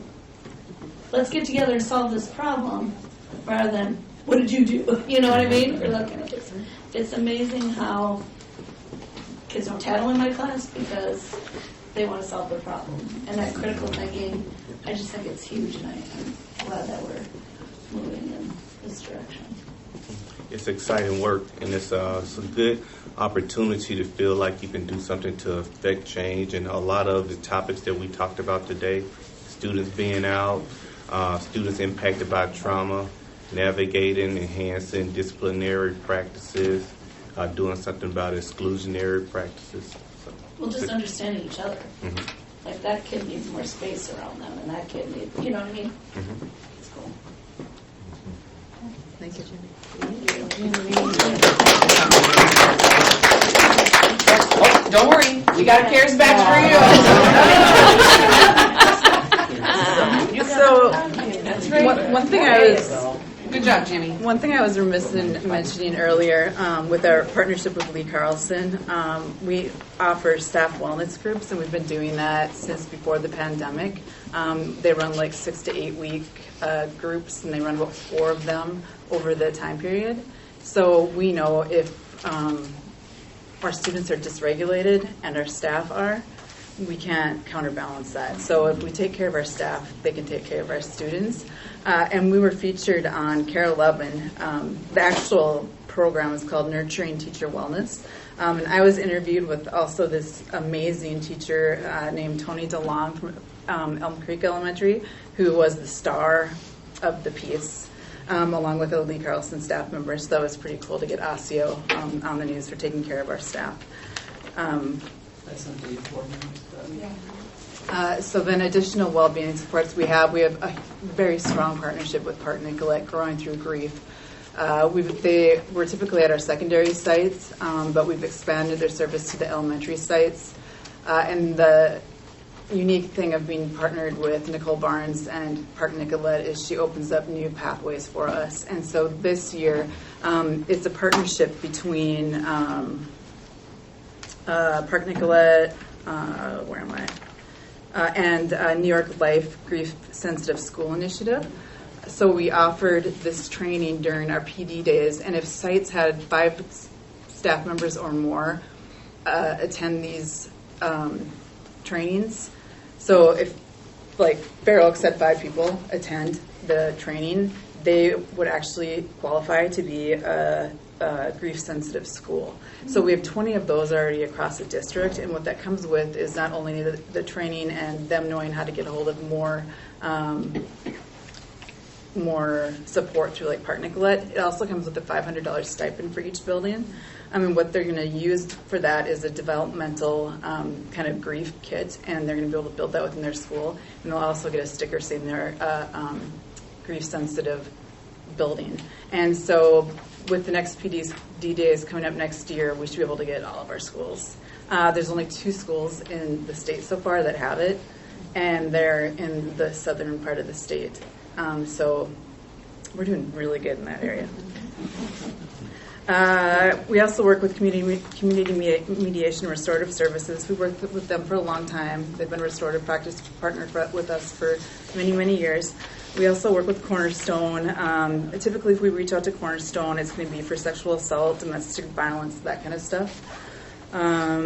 Tier 3, we have a co-located mental health services. You know, we just get tighter, right? It's more one-on-one services more often. We have individual behavior plans, one-on-one sessions. Sorry, I always do that. I apologize. One-on-one. I get so excited. One-on-one sessions with social worker counselors, and then possible evaluation to special education. With that said, I'm going to introduce one of our fabulous student assistance counselors, Krista Brennan. From Osseo, Hello. Senior. Oh, you're right there. I thought you were over there. Kate summoned me over. Good evening, Superintendent McIntyre, board members, everybody. Super happy to be here.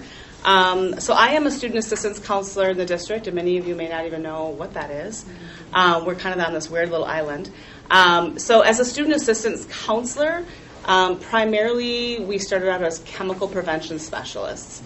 So deal with substance abuse with our kiddos and or kids that are dealing with it within their families. This is actually my 20th year. I've held lots of different positions. I know, I've worked with fabulous Laurel Anderson and Par. I feel like I've been around forever. So interested in the position, that's primarily what the position is, but it's really, it's developed into student assistance counselor, which is really comes from the student assistance model, which many schools went to from legislation many, many years ago. What that meant is, as a school, come together as a team, everybody that's on your team to do interventions with students, chemical, mental health. So I'm going to talk about some of the tough things. There's been lots of positive programs and lots of great things. So I myself am also a licensed therapist and a licensed alcohol and drug counselor. So I do sort of a lot of everything. I'm currently at Osseo Senior High. I also cover Maple Grove Middle and Osseo Middle. Our position has evolved a lot. There are 3 of us in the district. We are thankful that this year each of us is brought up full-time at each of the senior highs, so thank you. Very needed. We've been allocated 0.4 general fund for many, many years, and then principals have brought us up. So we add to the team in a unique way, team with obviously the counselors, social workers, but have a unique skill in working very specifically around substance abuse issues with students. So we deal with referrals in the building. So students that are getting chemical use violations in the building, they're coming to the building under the influence. They are potentially getting violations in the community. They may present, like I said, of having family issues around substance abuse. So we deal with all of those.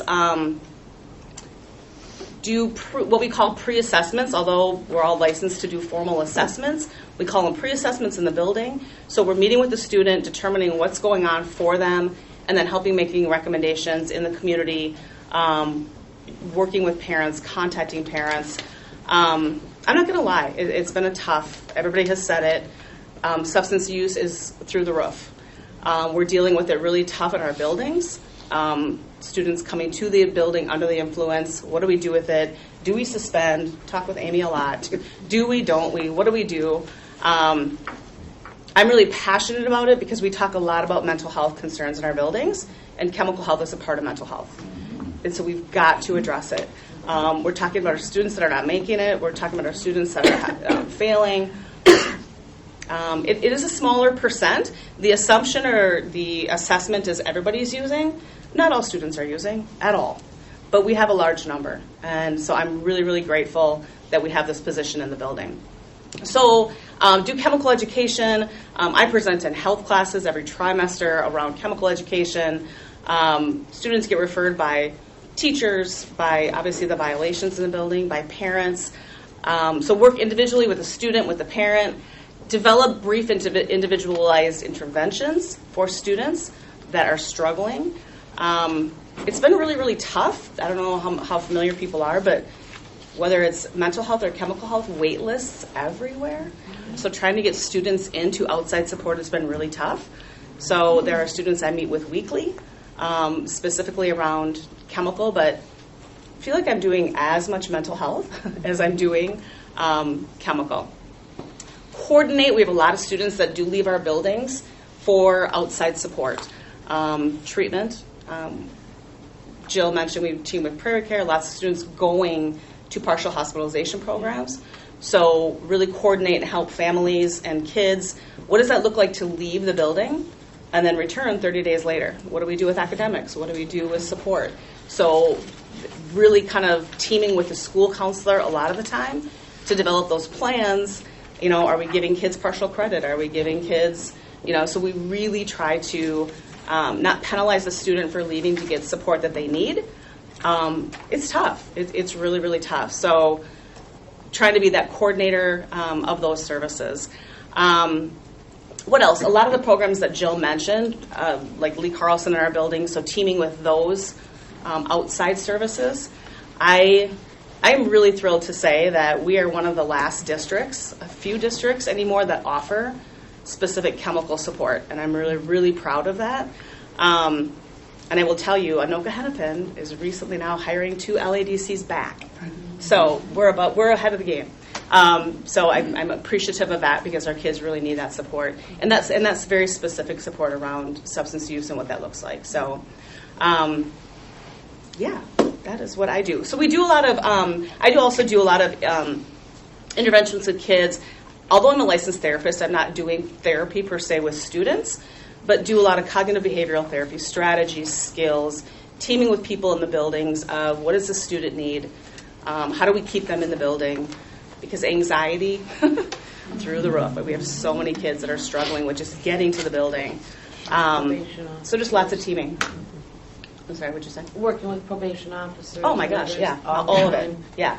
Truancy, link through Hennepin County. SARB. Yeah, have just been recently teamed with Hennepin County. So a lot of our buildings have calm room, chill rooms. Just teamed with Hennepin County to get a grant to supply those rooms. So we're just another person on the student service team that kind of have a unique skill, but team and do the best we can to keep students in our building and doing well and being successful. Awesome. So, thank you. Yes, Thank you. yes, absolutely. She get a correct Oh, you know she does. Right. Yeah.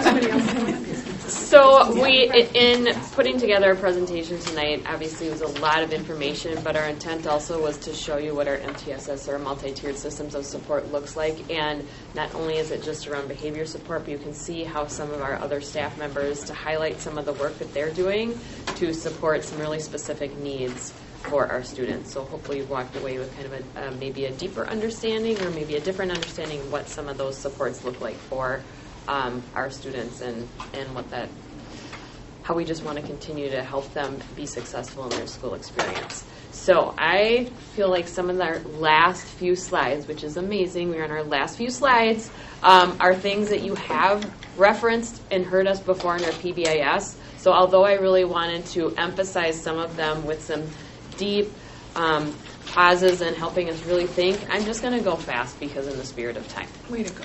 So we wanted to remind you absolutely that our PBIS work is not something that we are doing in isolation. This is in legislation. This is a best practice, and you see how we need to implement with fidelity in order to make change. But we really want to go back and remind that this is also where it's grounded, not only in our vision, but in our state statute. This is a quote that we really value and kind of reminds us of the work that we're doing. Never put something in place that you won't adhere for a minimum of 10 years. Do it with a level of precision, with a level of fidelity, and within the organizational systems that will go beyond just you. So clearly we want this to be embedded in the system and not rely on any one of us. And I think that keyword in there, fidelity, is something that we also continue to look at through our work. Reminding you heard about our ways that we hold our schools accountable by bringing meeting together throughout the year and having a celebration at the end where they are identifying goals and doing their Plan to Study Act, using research to inform their practices. We use the TFI, which you've heard us speak before, which talks about the implementation of fidelity, of which we are actually measuring. So our very quickly, our data for this year in 2022, you see a slight decrease in the overall implementation of fidelity, and I think you've also heard some of the reasons why that might look different, just because of the nature of what our schools and staff and students are experiencing. So we will continue to revisit this and think how we can better support our sites.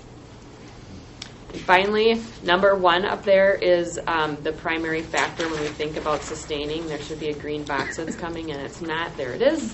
That's our area of focus, which is what we do throughout the year to support our teams. and ask them to do at the sites. And so finally, you have this on your papers. You can take a look at where we are going from this, because I know some of this is not just only looking at our data, but it's where we're going from here. So I think if you have any questions, please send them to Corey, and we'd be happy to respond more, and you can take some further look at this in your own slides.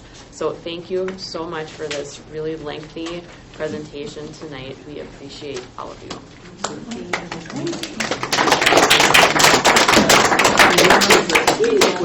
You hear a lot about maybe pockets of our model, but I wanted you to have where we're at now with the comprehensive nature of this, because it was going to take a comprehensive model.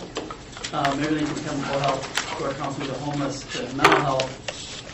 And we are fortunate to have staff that Krista, she'd go, but yeah. she was here. We have some things others don't have, and that's been really important for us to continue to make sure we invest in this. So thanks to all who were very patient. No. Feel free to leave. Sean, that's a bit.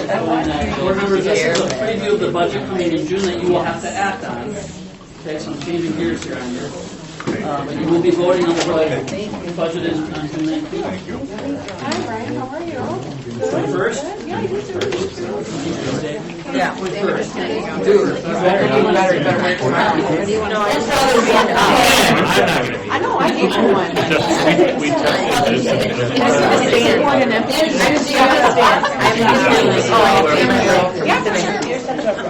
You guys are kind. You guys are kind. Okay, don't stay here too long. I have no idea at this point. Wow. I was more generous than I. Sorry I missed the coffee delivery this morning, but much appreciated. I know, next time. I know. See ya. And he did a good job. Well, he's see ya. Yeah, I can try. I know. We do, yeah. We will try and condense. Does anyone need a 2-minute break? Or?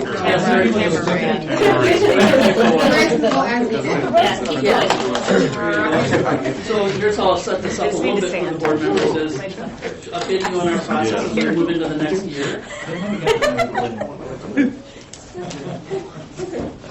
So you're familiar with the process. We're just updating you and you're going to be voting on the new budget in 2 weeks. Okay. So yeah, as Corey said, thank you, and we've been working our way through this process through the course of the year. So there's actually, if you include the final time when we ask you to vote for us, there's 9 different touch points from the board on the budget information, some of which are highlighted right on here, so I'm not going to read through any of these. Just know that we touch lots of stuff, okay? The biggest pieces to jump into really quick are we're going to make a few changes in the process and wanted to bring those forward to you. First of all, I'm just going to highlight a couple things starting with our assumptions. In the past, we've always been solidly conservative in our assumptions when we're projecting our revenues and expenses out into the future. What we have decided to do, done a little bit of studying and determined that we could loosen the reins a little bit to be a little more accurate and line ourselves up well with those we compare with a little bit better. So the revenue assumptions, really the big thing you're always looking at there is that general education formula. That amount, base amount from the state per pupil. So what we're going to do now is actually roll that on a 10-year weighted average. So in the past, we would give you 1% per biennium into that number. Now, for this next year, it's 2.06% of an increase. Now, just so you guys know, when we're looking at that that general ed formula piece, that really only hits about 50% of our revenue dollars. As an example, we have levy items. They have their own inflationary piece tied to them. So when we're looking at that, at increasing at a little over 2%, that is really comes out to just over 1% straight up total revenue increase. So just kind of be aware of that difference. But also when we were looking at those we compare with, across the board, everyone's using about 2%. So we fall in line. And when we're talking about the 10-year weighted average for these things, what that basically means is the most recent year is weighted 10 times more than the year 10 years ago.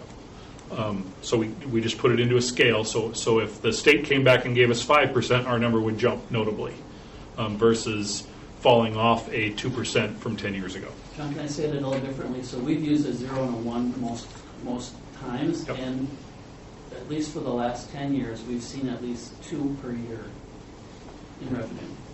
So we're Yep. moving to more about a weighting, so that weighted average will just get recalculated again next year, a continual 10-year weighted average. Okay? Yeah. This is a shift, but we also know that it's been a long time since there's been anything less than a 2%. And we can always shift back, I guess, too, but we feel like this is a much tighter alignment to what we're actually getting. And we get criticized, honestly, for being really, really conservative when realities are we've been getting much more than that. And I think I don't know all of our comparison districts, but almost all of them are all in this space already. We're the last one to think about doing this approach. So I wanted you to hear that and have some chances to ask some questions. Maybe once you see the projections, you might give you a little bit of context once we get to that point. Similarly, we look at expenditures the same way we've looked at our averages over the last 10 years, and we really consistently average 3%. So we're holding at 3% for this next year. And again, we'll address that the same way. We'll keep an eye on it, keep watching it to see where that goes. So still spending more than we're bringing in. So if you're looking at the very basics of it, we're bringing in 2 or a little under 2 when you piece it all in, and then spending 3. So we're structurally in a deficit, so we will always have a big deficit spend. There's no way around that unless that 3% is stabilized somehow, or the 2% goes up, either one. So the other thing that we wanted to really point out as a change is, we've talked about and called different things in our long range. Hey, John, can I ask you a question? Sorry. Yeah. What would the state increase in the PPU have to be to match the 3%? I don't know if I've ever calculated that. Okay. To get up there a legit full percent. Because if they gave us 3, it still wouldn't get to that. No, roughly double it. So if we need 1% more, we need at least 2 every year. So we'd be looking at 4s. Sure. Thank you. I think that's probably a minimum. A clarifying question. So we're going to be voting on the budget or adopting it at the next meeting. Is this change in percent also something that we're voting on separately, or does it have to be voted on? You're just adopting the budget. Yep. No, the assumptions are what we base the 5-year model on. Okay. The actual budget amounts we'll be asking you to vote on are actual numbers that we have calculated out for next year. Okay. So next year's is always very specific, and then when we're talking about a 5-year projection, it's the other 4 years that all these assumptions come into play. Okay. Yeah. So again, think of an assumption as a best guess. That's what it is. It's probably wrong the day we give it to you. So I tell people that honestly. We're giving you a budget that is an estimate. That's what they are. So they're a good guess, and then we try to guess a little closer when we revise it, and then we see how we did with our audit at the end. And our guessing has been good, because our audits have been good. So to keep moving, the other thing we wanted to touch on is our 5-year projection model, which has been called in the past the Basin tactic. We're going to change that a little bit. Essentially, the heart of it is exactly the same. The details, the information are available to you. They're going to be within the packet that's provided to you today and will be in the budget book. But we wanted to present a different way to look at it. And also, just to make things simple for anybody looking at our information, we're just going to call it what it is, which is a 5-year projection model. So we don't have to explain what base versus tactic means to people. So as we move a little farther into this, I'm going to show you a different look at that. But again, if you like all the detail's there too. We just added a layer to show you, call it a 50,000 foot version versus a 15,000 foot version. So going through the proposed budget for fiscal 23, right now we're projecting an ending fund balance of about 26.1%, which is the equivalent of 13.6 weeks or just over 3 months of operations. And again, we've kind of talked about these first page items here. So I'm going to go ahead and jump past that and turn to, oops. Where'd this one go? Did I lose it? I might have to get closer. We'll turn to Kelly to kind of walk us through the next portion here. Okay, so we're going to go to page 2 of the memo. So it's page 74 if you're in the board packet. So we've provided comparisons of the fiscal year 23 budget in 2 different ways. The first comparison is of the proposed adopted budget for fiscal year 23 versus the revised budget for fiscal year 22. So the table shows a planned spend down of fund downs of $14.2 million in 23. So there are several large adjustments included in that proposed fiscal year 23 budget. And those adjustments include, first, the board-approved March 1st, 22 budget adjustments, net increase of $5.3 million. And those include those long-range financial planning budget adjustments, including learning loss. And now learning loss is funded by those ESSER 3 20% federal funds. And that's $2.4 million. We've got strategic investments of $1.1 million. And then enrollment alignment of $1.8 million for our projections for enrollment for next school year. The second item is the board-approved March 1st, 2022 fiscal year 22 mid-year budget adjustment. We had one-time savings in that mid-year, and so we're bringing back about $6.5 million of expenditures that are recurring, and we hope that we're going to be able to hire a lot more staff. A lot of those were open positions, so those are now included in our 23 adopted budget. The third item is transferring expenditures to ESSER 3. That's the 80% federal funds, and that was to sustain programs and services, and that's $9.4 million for 23 and 24. And then we have to remember we have to bring those expenditures back into the general fund in 25. And then finally, we have the board-approved fiscal year 23, the $750 stipend for staff, and that's about $1.9 million estimated. So with those adjustments, the percentage increase in the budget for the expenditures is 4.8%, which is above that trend target that John just talked about, the 3%. So again, our projected year-end fund balance is $72 million for fiscal year 23. So if we go to the next page, page 3, this is the second comparison, and this is the proposed adopted budget for fiscal year 23 versus the projected fiscal year 23, the financial forecast model that we show with the color on the top and the gray on the bottom from February 22nd. So the proposed budget is using more fund balance than initially projected, and that's $2,371,000. So now I'm quickly going to go over the highlights for both the revenue and expenditure differences. So starting with those revenues, we have a large decrease in special education revenue, and that's because we have an impact on the revised estimates for fiscal year 21 and 22 that then impact our calculations for 23. So a decrease of about $1.3 million.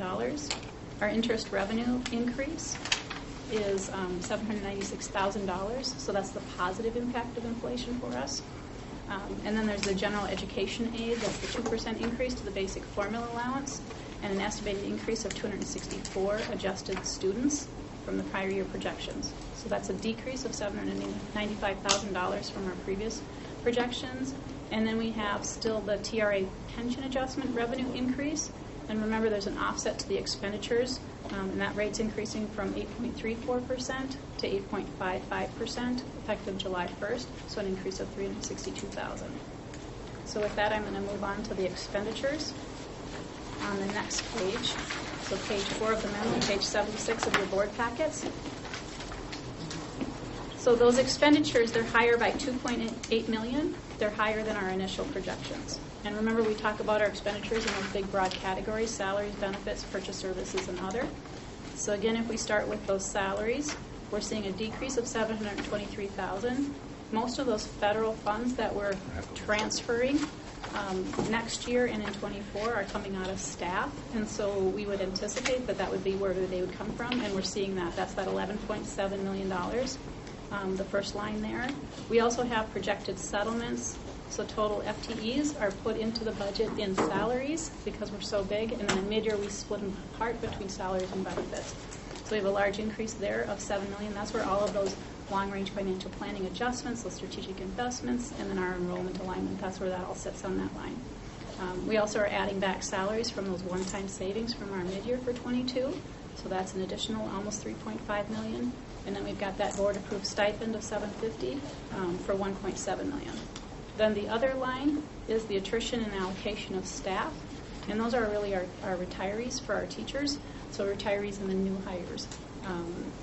That line there for about $952,000. So then moving on into benefits, we have an increase of almost $2.8 million. We have an increase of $2.7 million almost in medical insurance and HSA increases due to premium rates, and then also employee plan migration. And then if we go to the third line down, we have the add back of benefits for the fiscal year 22 mid-year one-time savings, so $1 million. And then the next line down, that's where we've got that TRA increase, which is offset by revenue. And then we also have the TRA portion on the $750 stipend, and then an estimate on our retro settlements for 22 for $927,000. And then if we move on to purchase services, we have an increase of about $1.3 million. $2.2 million of that is being added back for purchase services, one-time savings from 22. And then also we have an anticipated decrease, here's a good thing, for electric of about $563,000 from previous projections. We do have an anticipated increase in our renewal for our general liability insurance, and that's a 20% increase. So that's just industry standard. That's what we're looking at right now. It will be different in October when we hit our renewal. So now moving on to the next page. So this is page 77 of your board packet, or page 5 of the memo. If we look at just the other services, we have a decrease of $542,000.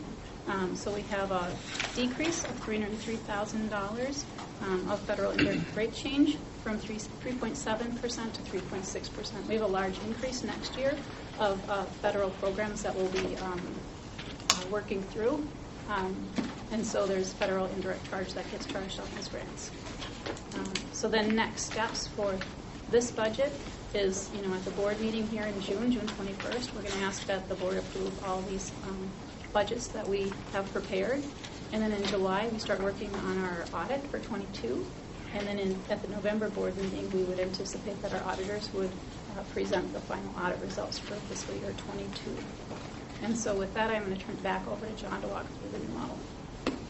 Okay, thanks, Kelly. So what you're looking at here was where that final base and tactic was that with the mid-year adjustments. And then if we go to the next one, this is kind of what our new projection version will start to look like. So I'm going to go through each section and kind of introduce what this is and walk you through what we're looking at. So first of all, as we're looking at this, keep in mind that behind each one of these is that base and tactic document. So if you want the detail in the spreadsheet there, have at it, but this is the condensed version. So the upper section shows you revenues and expenditures, the differences, and then the fund balance and a fund balance percentage associated with it. We're always looking at a 7-year window, so we're going to see the last audited financial results, a revised current budget, and then 5 years, the adopted budget, and 4 projected years. So as you're looking at each of those. Beneath that are a couple items. One is there's that assumptions section. Don't go too far. Oh, sorry. That's going to talk about the general formula, what percentages on that, the expenditure assumptions. And then you'll also see kind of towards the right the operational adjustments.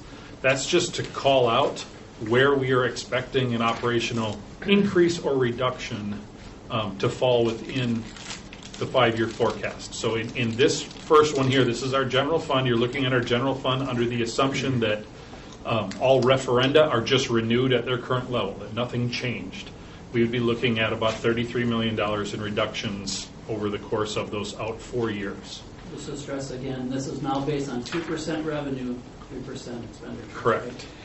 So now if you're looking at that middle chart area, the general fund financial projection, the blue is your revenue, the red is your expense. So you can see that structural deficit as the red line, the trend line, slowly separates from the blue revenue line. So it's a graphical way to show you the direction we're going. And then, Mike, if you scroll to the last one, the green bars are our current fund balance, and then the orange at the bottom is our minimum fund balance required by board policy. So again, you see the lines working together and intersecting in that last year. Without those $33 million in reductions, actually in 2026 we would go to a negative 5% fund balance and a negative 17 in 2027, both of which are statutory operating debt, where essentially the Department of Education has to sign off on our plan to get out of debt. So we don't really want MDE running our school district, so we don't want to go there. Other things are harmed by that. Many Bond things. rate, yeah. Bond ratings, credit ratings, ability to attract staff, lots of issues come with that. So questions on this quick one-page look. So again, right behind this is that traditional document that you had seen.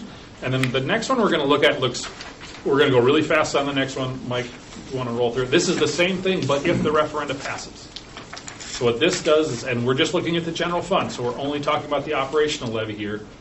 The only difference you're going to see in this is the $33 million in reductions became $25 million in reductions. We bump out a whole year, so there are no reductions in fiscal 24. They start in fiscal 25 and work out from there. Even with passage of the current operating, forget about technology right now, sorry, Anthony. I would focus in on that difference over underline and then the fund balance percentage that cuts across as well.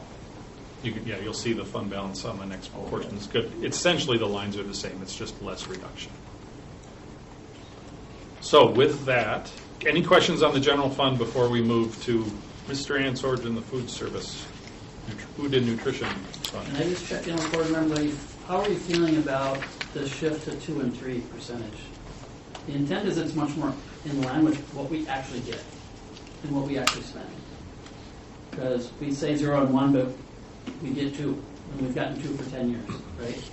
So that's sort of the thinking, John, right? Yep. So we're trying to be a little more realistic with what we are actually getting, what we're actually spending, and projecting that out versus we project 0 and 1, and then we end up getting 2, or we get 2.5, with the state, and then we're always reconciling that. And it can send to some people the message of you're not being realistic. You've been getting more than that for a long time. I know on the other side of it, it has helped us be a very strong fund balance. That's the flip side as well. I don't know, John, maybe you say Yeah, and I mean the goal is always to keep that as much as possible, but we want to be presenting a realistic picture. So when you're having those conversations, you're not having but you've got $92 million sitting there. Well, you can see how quickly $92 million goes down when we're deficit spending $15 to $20 million a year, which is the current trend. Even with a projected 2% increase year over year. If you look at the fiscal 2025 on that, you see how the red number jumps up. That's that extra $9.5 million that when we no longer have ESSER funds, that has to come back in because that's what's today structurally built in. So to do that, it's going to really push that fund balance down. And we'll have to make some decisions. Now, we're obviously in the background doing everything we can to save everywhere we can and to make those adjustments and hopefully lessen that curve. And we work on that every year over and over and over again. So, any quick reactions? I'm just looking for a little feedback on. I'm glad that we changed the assumptions, particularly with the weighted last year. I think that's very intelligent because if things happen, things change in the capital. They tell us next year 0%. Then the assumption will change quite a bit by having that weighted. I really appreciate it. Yeah, when you look at the weighting, I mean, it was literally 2, 2, 2, 2, 2, and all of a sudden at 2.45. Right. In the second year, or which would be, we went all the way out to what do we know structurally, which is through 2023. Mm-hmm. That's that 0.06 that added in. Right. So just that one thing in what is now considered year 2, because that's what we're getting in this current year. That's how that shifted. So yeah, like you said, if it goes to a 0, our number probably drops to a 1.7, just like that. But it should start to move pretty accurately, or at least give us an idea, and you'll start to be able to see those trends. And if we suddenly see 2 zeros, we're probably going to push the number down a little bit faster just to be safe. Sure. But it's at least very easy to defend a 10-year weighted average. I appreciate it. I also think it shows respectful use of community money. As taxpayer, seeing this huge fund balance is like, well, you're not using my money, but yet I know we need a fund balance because things happen, like the pandemic. Yeah, and it's hard to put a number. It's hard to put a $92 million number up there and not say 32%. Because if you want to compare us to everybody else in the state, that's the number that should be there, not 92 million. That's just because our pot is bigger than most people's. You know, if you're doing that realistically and going to say, hey, at the end of this next year, we're going to be at 26, and then you can kind of see them coming down. And I think if you scroll back up to the top, you'll see. Yeah, it's a great starting point, and I'm glad we're there. I'd much rather be having that conversation than, hey, we need to cut 10 million next year. So, I think thank you and your team for working this over a bit. I think it will improve trust. You know, talking about what the fund balance is and also transparency and what our assumptions are. And I think that this is a lot easier to read than this for most of our taxpayers. So thank you. I just wanted to cover as broad of an audience as possible. Tanya, Yes. Thomas, any thoughts? Yes, I'm supportive of it, and I think we've had really strong financial processes as a district that's been built over time, and I think, John, you coming on and continuing to add to that, I think is really helpful to us and more transparent and continues to build that credibility. So thank you. I really don't have anything to add. I know that we've talked about this previously, and we knew that this new assumptions were coming, and certainly, a new visual. Of course, with the new visual, it is really difficult to see the fund balance go down. But I'm certainly supportive of the direction that we're headed, and certainly happier to put this in front of the public than that basic tactic document. I think a lot of it goes down to, Corey, you've always used the term, your 3 or 4 elevator items. Yeah. That's what this is. We got to tell the story. This is a very easy thing to tell very quickly. That's what you're trying to do. We still have the strong foundation of all the work behind this. The detail is there. Right? We are the model's the same.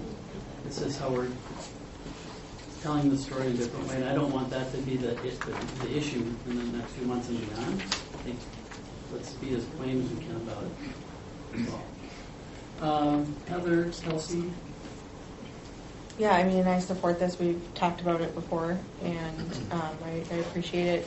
I think my only concern would be making sure we maintain flexibility. If we do hear from the legislature that, hey, you're not getting anything for the next couple of years, then we need to swiftly adjust. But I don't have any doubts that that's what would happen. So I think Model's built for that. Right, and I think that we'll continue to maintain strong financial fidelity and process through this. So I think this is a great shift. Yeah, I'm supportive. I think it's hard to continue to ask for money and not people, have this perception that we have this huge fund, and be able to kind of and show that. So yeah, it's great. Thank you. And even if we were to pass the referendum, we're still looking at reductions in years to come. Okay, John? So I will turn it over to Jeff Ansorge, who will walk us through the food service section. Okay. Hello all. Nice to see you. Thanks for waiting, Jeff. It's all good. I had plenty to do. Just a reminder, the food service fund is a self-supporting fund. We're separate from the general fund, so the revenues are generated on our own, and expenditures are paid for outside of the general fund as well. Looking here, I'm going to just do a recap of that top category for 2022 for our revised budget. Revenue revised to $15,660,000. That's significantly higher than any other years that we've had. Our average revenue has been around the $13 million mark. Part of that was due to the changeover from National School Lunch Program to a summer food service program reimbursement, which is about 80 cents higher per lunch and 60 cents higher per breakfast. And then we had an extremely robust summer program this last summer due to curbside meals, et cetera. So that's why that revenue has really spiked. So for 2022, expenditures were $14 million, and our fund balance we're projecting to increase by $1.3 million roughly. So that's pretty significant. That'll bring us up to, at the end of the year here, $6 million worth of fund balance, which would be a 42.3%. And our target is a 12% to be at. So MDE, and I think I brought this up in the past, they only allow us to have 3 months worth of expenditures in our fund balance. And that's not based on a 12-month year, that's based on a 9-month year because that's the school year. So for 2022, our allowable fund balance is actually $4,769,000. So we're projected to be over by about $1.3 million. And last year, we were over by about $813,000. So good problem to have. And like it was stated before, we don't want to have those excess funds to that excess. And part of the reason for having that rule in place is so that we're using our funds judiciously to pay our staff, to update equipment, to put into our menu, into our food, and things like that. So I put together a thing for MDE, basically letting them know how we're going to spend that down, and primarily it's in equipment replacement, capital equipment, and repair and replacement plan, basically. So I put together a 3-year plan, and when we look at the adopted budget for 2023, our revenues go back down to about $12,900,000, so at that $13 million mark, and that revenue is based on our last year pre-COVID, really, based on what we had for student counts then, less our enrollment decrease, plus the increase in the National School Lunch Program reimbursements. So that's how we came up with that roughly $13 million. Expenditures are at $14,174,000, so we're going to be reducing our fund balance by $1.25 million roughly, which will bring us down to a 33.8%. And with that reduction, we're still $73,000 over our allowable fund balance for 2023. And it's a struggle to spend money on equipment and replacements just because of supply chain issues and staffing issues. For example, we're looking at Park Center Senior High and Maple Grove Middle, putting a new walk-in cooler and then a new walk-in cooler and a freezer, where normally that would be a 6 to 8 week turnaround time for compressors, evaporators, panels, and service. Now we're a half year out. So it's we had our plans in place starting in January, February, and some of these projects got pushed off. So it's good. It's going to take a little time to spend this down ultimately. So for 2023, that's what we're looking at, and projected 24 through 27 based on this model. We're looking at operational reductions beginning in 2025 and going through 2027 at a total of $1.5 million worth of operational adjustments. I've said this before too, I don't see us being at that space.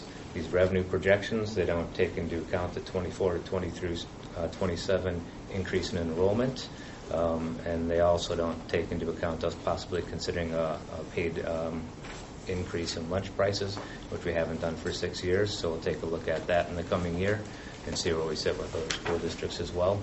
And if it were 15 cents a lunch, that would equate to about $250,000 worth of revenue on those paid students. So we've got some opportunity to adjust that loss and those operational reductions before we get there. So that's really, I guess, what you'll be voting on is that 2023 budget. Was that also a change in assumptions for you as well, just to be clear? The 2 and 3% on your assumption? No, the 2% we've always had that assumption, and the 3%, I believe the 3.5 when we've always put tactics in it to bring it down to 3.25 maybe. Yeah, so pretty similar for us. So I have a question. Lots of families are being really hit hard by the increase of cost of food. How is that impacting our food nutrition program? As far as the increased cost of food, like everything's just costing more. Yeah, so how does it increase our food costs? That's for sure. Yeah, so is that wrapped up into this? Like, are you accounting for that over the next few years? That's taken into consideration for the 2023. Okay. Yep. Is that why you're also looking at changing the cost of lunch? Yeah, basically. Okay. Yeah. I think we're at $2.70 right now for our paid lunch, and we're at $1.60 for our paid breakfast, I believe it is. We're in the middle of the pack, but really it should go up, I believe, but we need to be cautious as opposed to where we're sitting with other districts. And like you said, other families are really feeling the impact. So what is that 15 cents going to do over the course of the year for paid families that miss the free and reduced cutoff? Wait, okay, Is I our should free know. program over June 30th? June 30th, the universal free meals are done. Yep, no longer. And I think that's going to be a shocker to families. It's gonna I know be for me, I huge haven't shocker. forget all about lunch, so Yeah. that's going to be a huge. Yeah, I've enjoyed it with my kids and Yeah. they're- Me too. Yeah. Well, and keep in mind our reimbursement rates, they don't go up with inflation. They Right. just sit. So with every day that inflation goes, we lose ground there too. We've been stuck at So we're getting hit on 2%, both right? sides. And that has impacted our compensatory head count calculation as well, because with free meals, I think you said it well last time, families just don't fill out the forms and return those, so we've pushed on the legislature to come up with a better way to help us with that, so. Fill out the forms. Well, I know. I was like, well, what if the program goes And away? maybe when they come back, yeah, that could happen. What? Yeah, but it always runs a full year behind. Yeah. So compensatory doesn't kick in for a year until after Well, that. I like Patrick at the Maple Grove Middle School open house. He just said, hey everyone, he talked about this. He said, just, you can just fill it out. I mean, the worst that could happen is but I think that was nice because I think it gave people kind of the freedom to just be like, oh, maybe I should try it. Because he was like, everybody should just fill it. And so I like that. Give people permission. Yeah, principals have been really trying to be innovative. They recognize the issue, and we met with Jeff and really trying to find ways to really get that out and get parents. Yeah, last fall, principals really, I connected with a lot of principals, and they did a ton of, pushing free and reduced forms to families through email communications, through flyers, all sorts of things. So. Any other questions? Thank you, Jeff. Yeah. Thanks for waiting so long. Yeah, all good. So I think we will transition to Brian Severson Hall. Welcome, Brian. Oh, you're here. Come on. All right. So, let's see. I gave this picture of name. I named it while we were here all night. So I'm naming this piece of art as positive volatility. I'm calling it. Yeah. So one thing I think to notice right away is in the middle is what's that trend line? It's up. It's going up every year, right? So this is good news for us as a department. As John was sharing the new model, you certainly could go back to the second page, which is the old base and tactics, and just as a quick reminder, when I say volatility, if this chart on the upper left started actual fiscal year 2019, the revenue would be $20 million, and in 2 years it dipped over 35%, $7 million down to $13 million. And now you can see in 2 years by fiscal year 2023, which we're looking at, it's going to go up again over 20%, up to $16.5 million. So those are some pretty wide swings in a 4-year time frame. So that's where we're at now. So the good news is, as you can see on this trend line, you're looking at more like $500,000 to $1 million increases in revenue and expenditures a year for the next 5 years. So stabilizing quite a bit. And once you get all the way out to 2027, you're still not to the revenue that we were at in 2019, but we certainly have clawed our way back. So I think that's super good. That's probably the big picture statement in here. There's a whole heck of a lot of detail I could go into on where we're still at. We just found out a couple months ago our emergency child care funds that we apply for every single month. We've been applying for those for I don't know how many months in a row now. Those are going to be extended one more year, and for us that's about $25,000 to $30,000 every month that we receive. So we have some money in here. that we still have to be mindful of. It is positive, but we have to remember that could stop, right? Like we were planning on it to stop on June 30th, kind of like to Jeff's point, but ours is being extended, so that's good for us. But we have to be careful that our expenditures don't get super close to our revenue when we know there's some monthly dollars that'll go away eventually. So overall, this is really good. Revenue and expenditures are close, with revenue slightly outpacing expenditures. You see a higher fund balance than we normally cover, that we normally carry. So for projected fiscal year 2023, that fund balance is 28.5%. But as a reminder, 2.2 million of that will be in the general community ed fund, and 2.3 million of that will be in the restricted ECFE funds, right? So it's really kind of half and half. So, and as I've shared before in this group, our yellow line on the bottom is our 7%. I try not to go below. I try not to go above 15% on the general restricted community ed. So we'll talk about that probably more next year, but this is a good trend. And probably the last thing that I would share, which is right in the middle on the top, the operational adjustment in fiscal year 2024 of $320,000 represents bringing back 2 of the program manager positions that were previously eliminated, and the final 1.5 AESP positions, or half AESP position, because I just posted one of the AESP positions yesterday that we previously eliminated. So by fiscal year 2024, it is projected that we will have brought back all of the 12-month positions that I eliminated during the pandemic. It's going to take 3 years, but we're on pace to do that. So that's, I would say, the 2 exciting things on here. We've got a nice steady progression going back upwards, and we're recouping and replenishing positions that we eliminated during the pandemic. So those are the broad brush strokes. I'm always happy to answer more detailed. There's a lot that's going on. There's a lot that's going behind this summary, but I think positive volatility, we're back, our revenue's climbing back up, and we're getting close to bringing back all these 12-month positions that we eliminated. So I think those are, if I was a board member, those would be the 3 key statements I'd want you to be able to answer in your interview with the news station afterwards about community ed on where we're at like so many on our budget. Other departments, if you know, that wants to work in Kid Stop or Camp Rocks, Brian's happy to take them. So. Yeah, we're hiring. Okay, so the last one we're going to touch on today is one question. No questions. We'll have a chance. Bring back the not joking.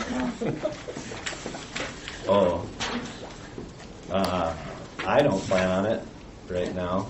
The question was bringing back volunteer coordinators. If that, yeah, we do. Well, we do have volunteer coordinators in our system still. They're just primarily at the elementary schools. They're funded through Fund 1. So right now I'm. School too, though. Yeah, it depends. There's at one of the middle schools. Yeah.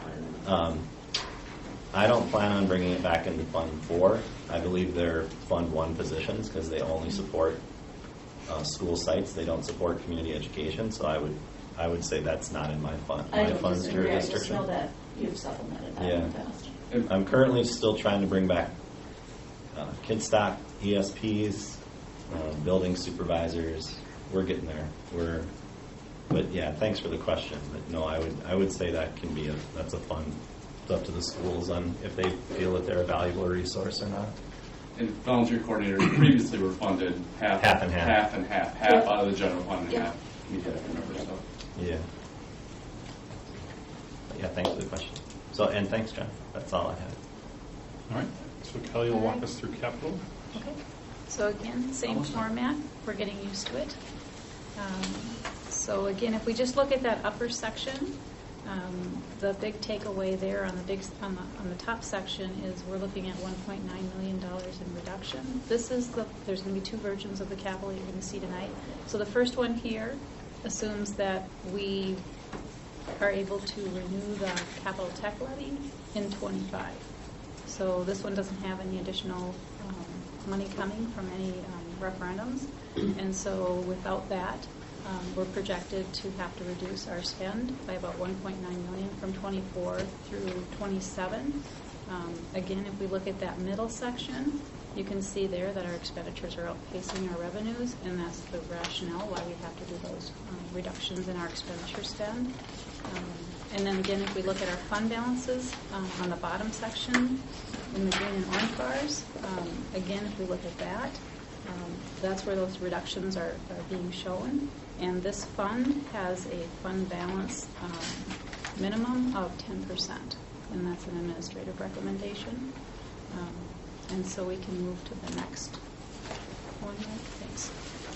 And so then the last one is what if the capital technology levy is approved this fall with the additional revenue, and you can see that changes that conversation then for this fund. And so that would bring that additional revenue in of about $2.8 million in fiscal year '24, and then we could have a conversation about what that would look like. So that's all I'm going to say about the capital. Kelly, just to clarify, did I miss the first graph has if we renew? Just a renewal. Just a renewal. Yeah. And the second one has an increase. My comment is we didn't show the board what happens if we don't even renew on operating our tech. We showed you if we got to renewal, and you would see if we pass what we're asking for this year. Here is, if we don't pass this year, we at least go back and try to ask for just renew. And you can see even with that, and if we don't pass that, yeah, I don't want to show you what that looks like. It's ugly. It's really rough. Just wanted to point that out. Yeah, so we've got 2 years before that would, we have to have that conversation. So then the next thing is item 3 in your on the board. But we've got another item that is almost 100 and some pages, and that's our budget document. So I'm not going to go through that, but again, it's a really good resource if you want to look at anything financial. It's got some nice summaries of looking at the expenditures and the revenue changes just to get a different way, which might be helpful. And then also it's just got some information about our district and some other financial information, and then some benchmark comparisons for financial purposes. So with that, we have no other questions? Any questions, any comments? Last item is just, I want to point out, we didn't do the 10-year LTFM presentation tonight, but that will be coming at the board meeting for your approval. It's very similar, you know the process. It'll be in your materials, you can look at that ahead of time and have any questions prepared for the 21st. Get the date right. Yeah. And it won't come till July. We'll have information up, in a couple of weeks here for you, but the actual approval will be in July. And then the last question, John, do you have any updates on when we might anticipate the adjustment from MDE on that referendum? Typically, it's end of July. So in order to make that happen, so we need to revise the resolutions that authorize the election, because some of the numbers are going to tweak within it. Now, the only way we can do that, if we waited for our business meeting in August, we are 4 days too late, and we missed the statutory deadlines, so we would have to call some sort of special meeting to make that happen. Probably a special meeting, and probably not on the night of our work session, because I'd like us to do our work session at Rice Lake, honestly. So I'd rather do a special meeting here, and we might need to add an extra, or change the policy committee meeting a bit, because we really want to get to our 500 series by the end of this year. So we might pair those two up here on a different Tuesday in August, but more will be coming on that. And the nice thing with the special one is you can do it anytime. It can be at 8 o'clock in the morning. It can be any day. You just have to give a certain amount of notice, I believe, right, Tim? Yeah. Right? Yeah. So it doesn't, and it has one agenda item, and you just come in, hit that one item, and you're out. All right, work session adjourned at 10:15 p.m. No,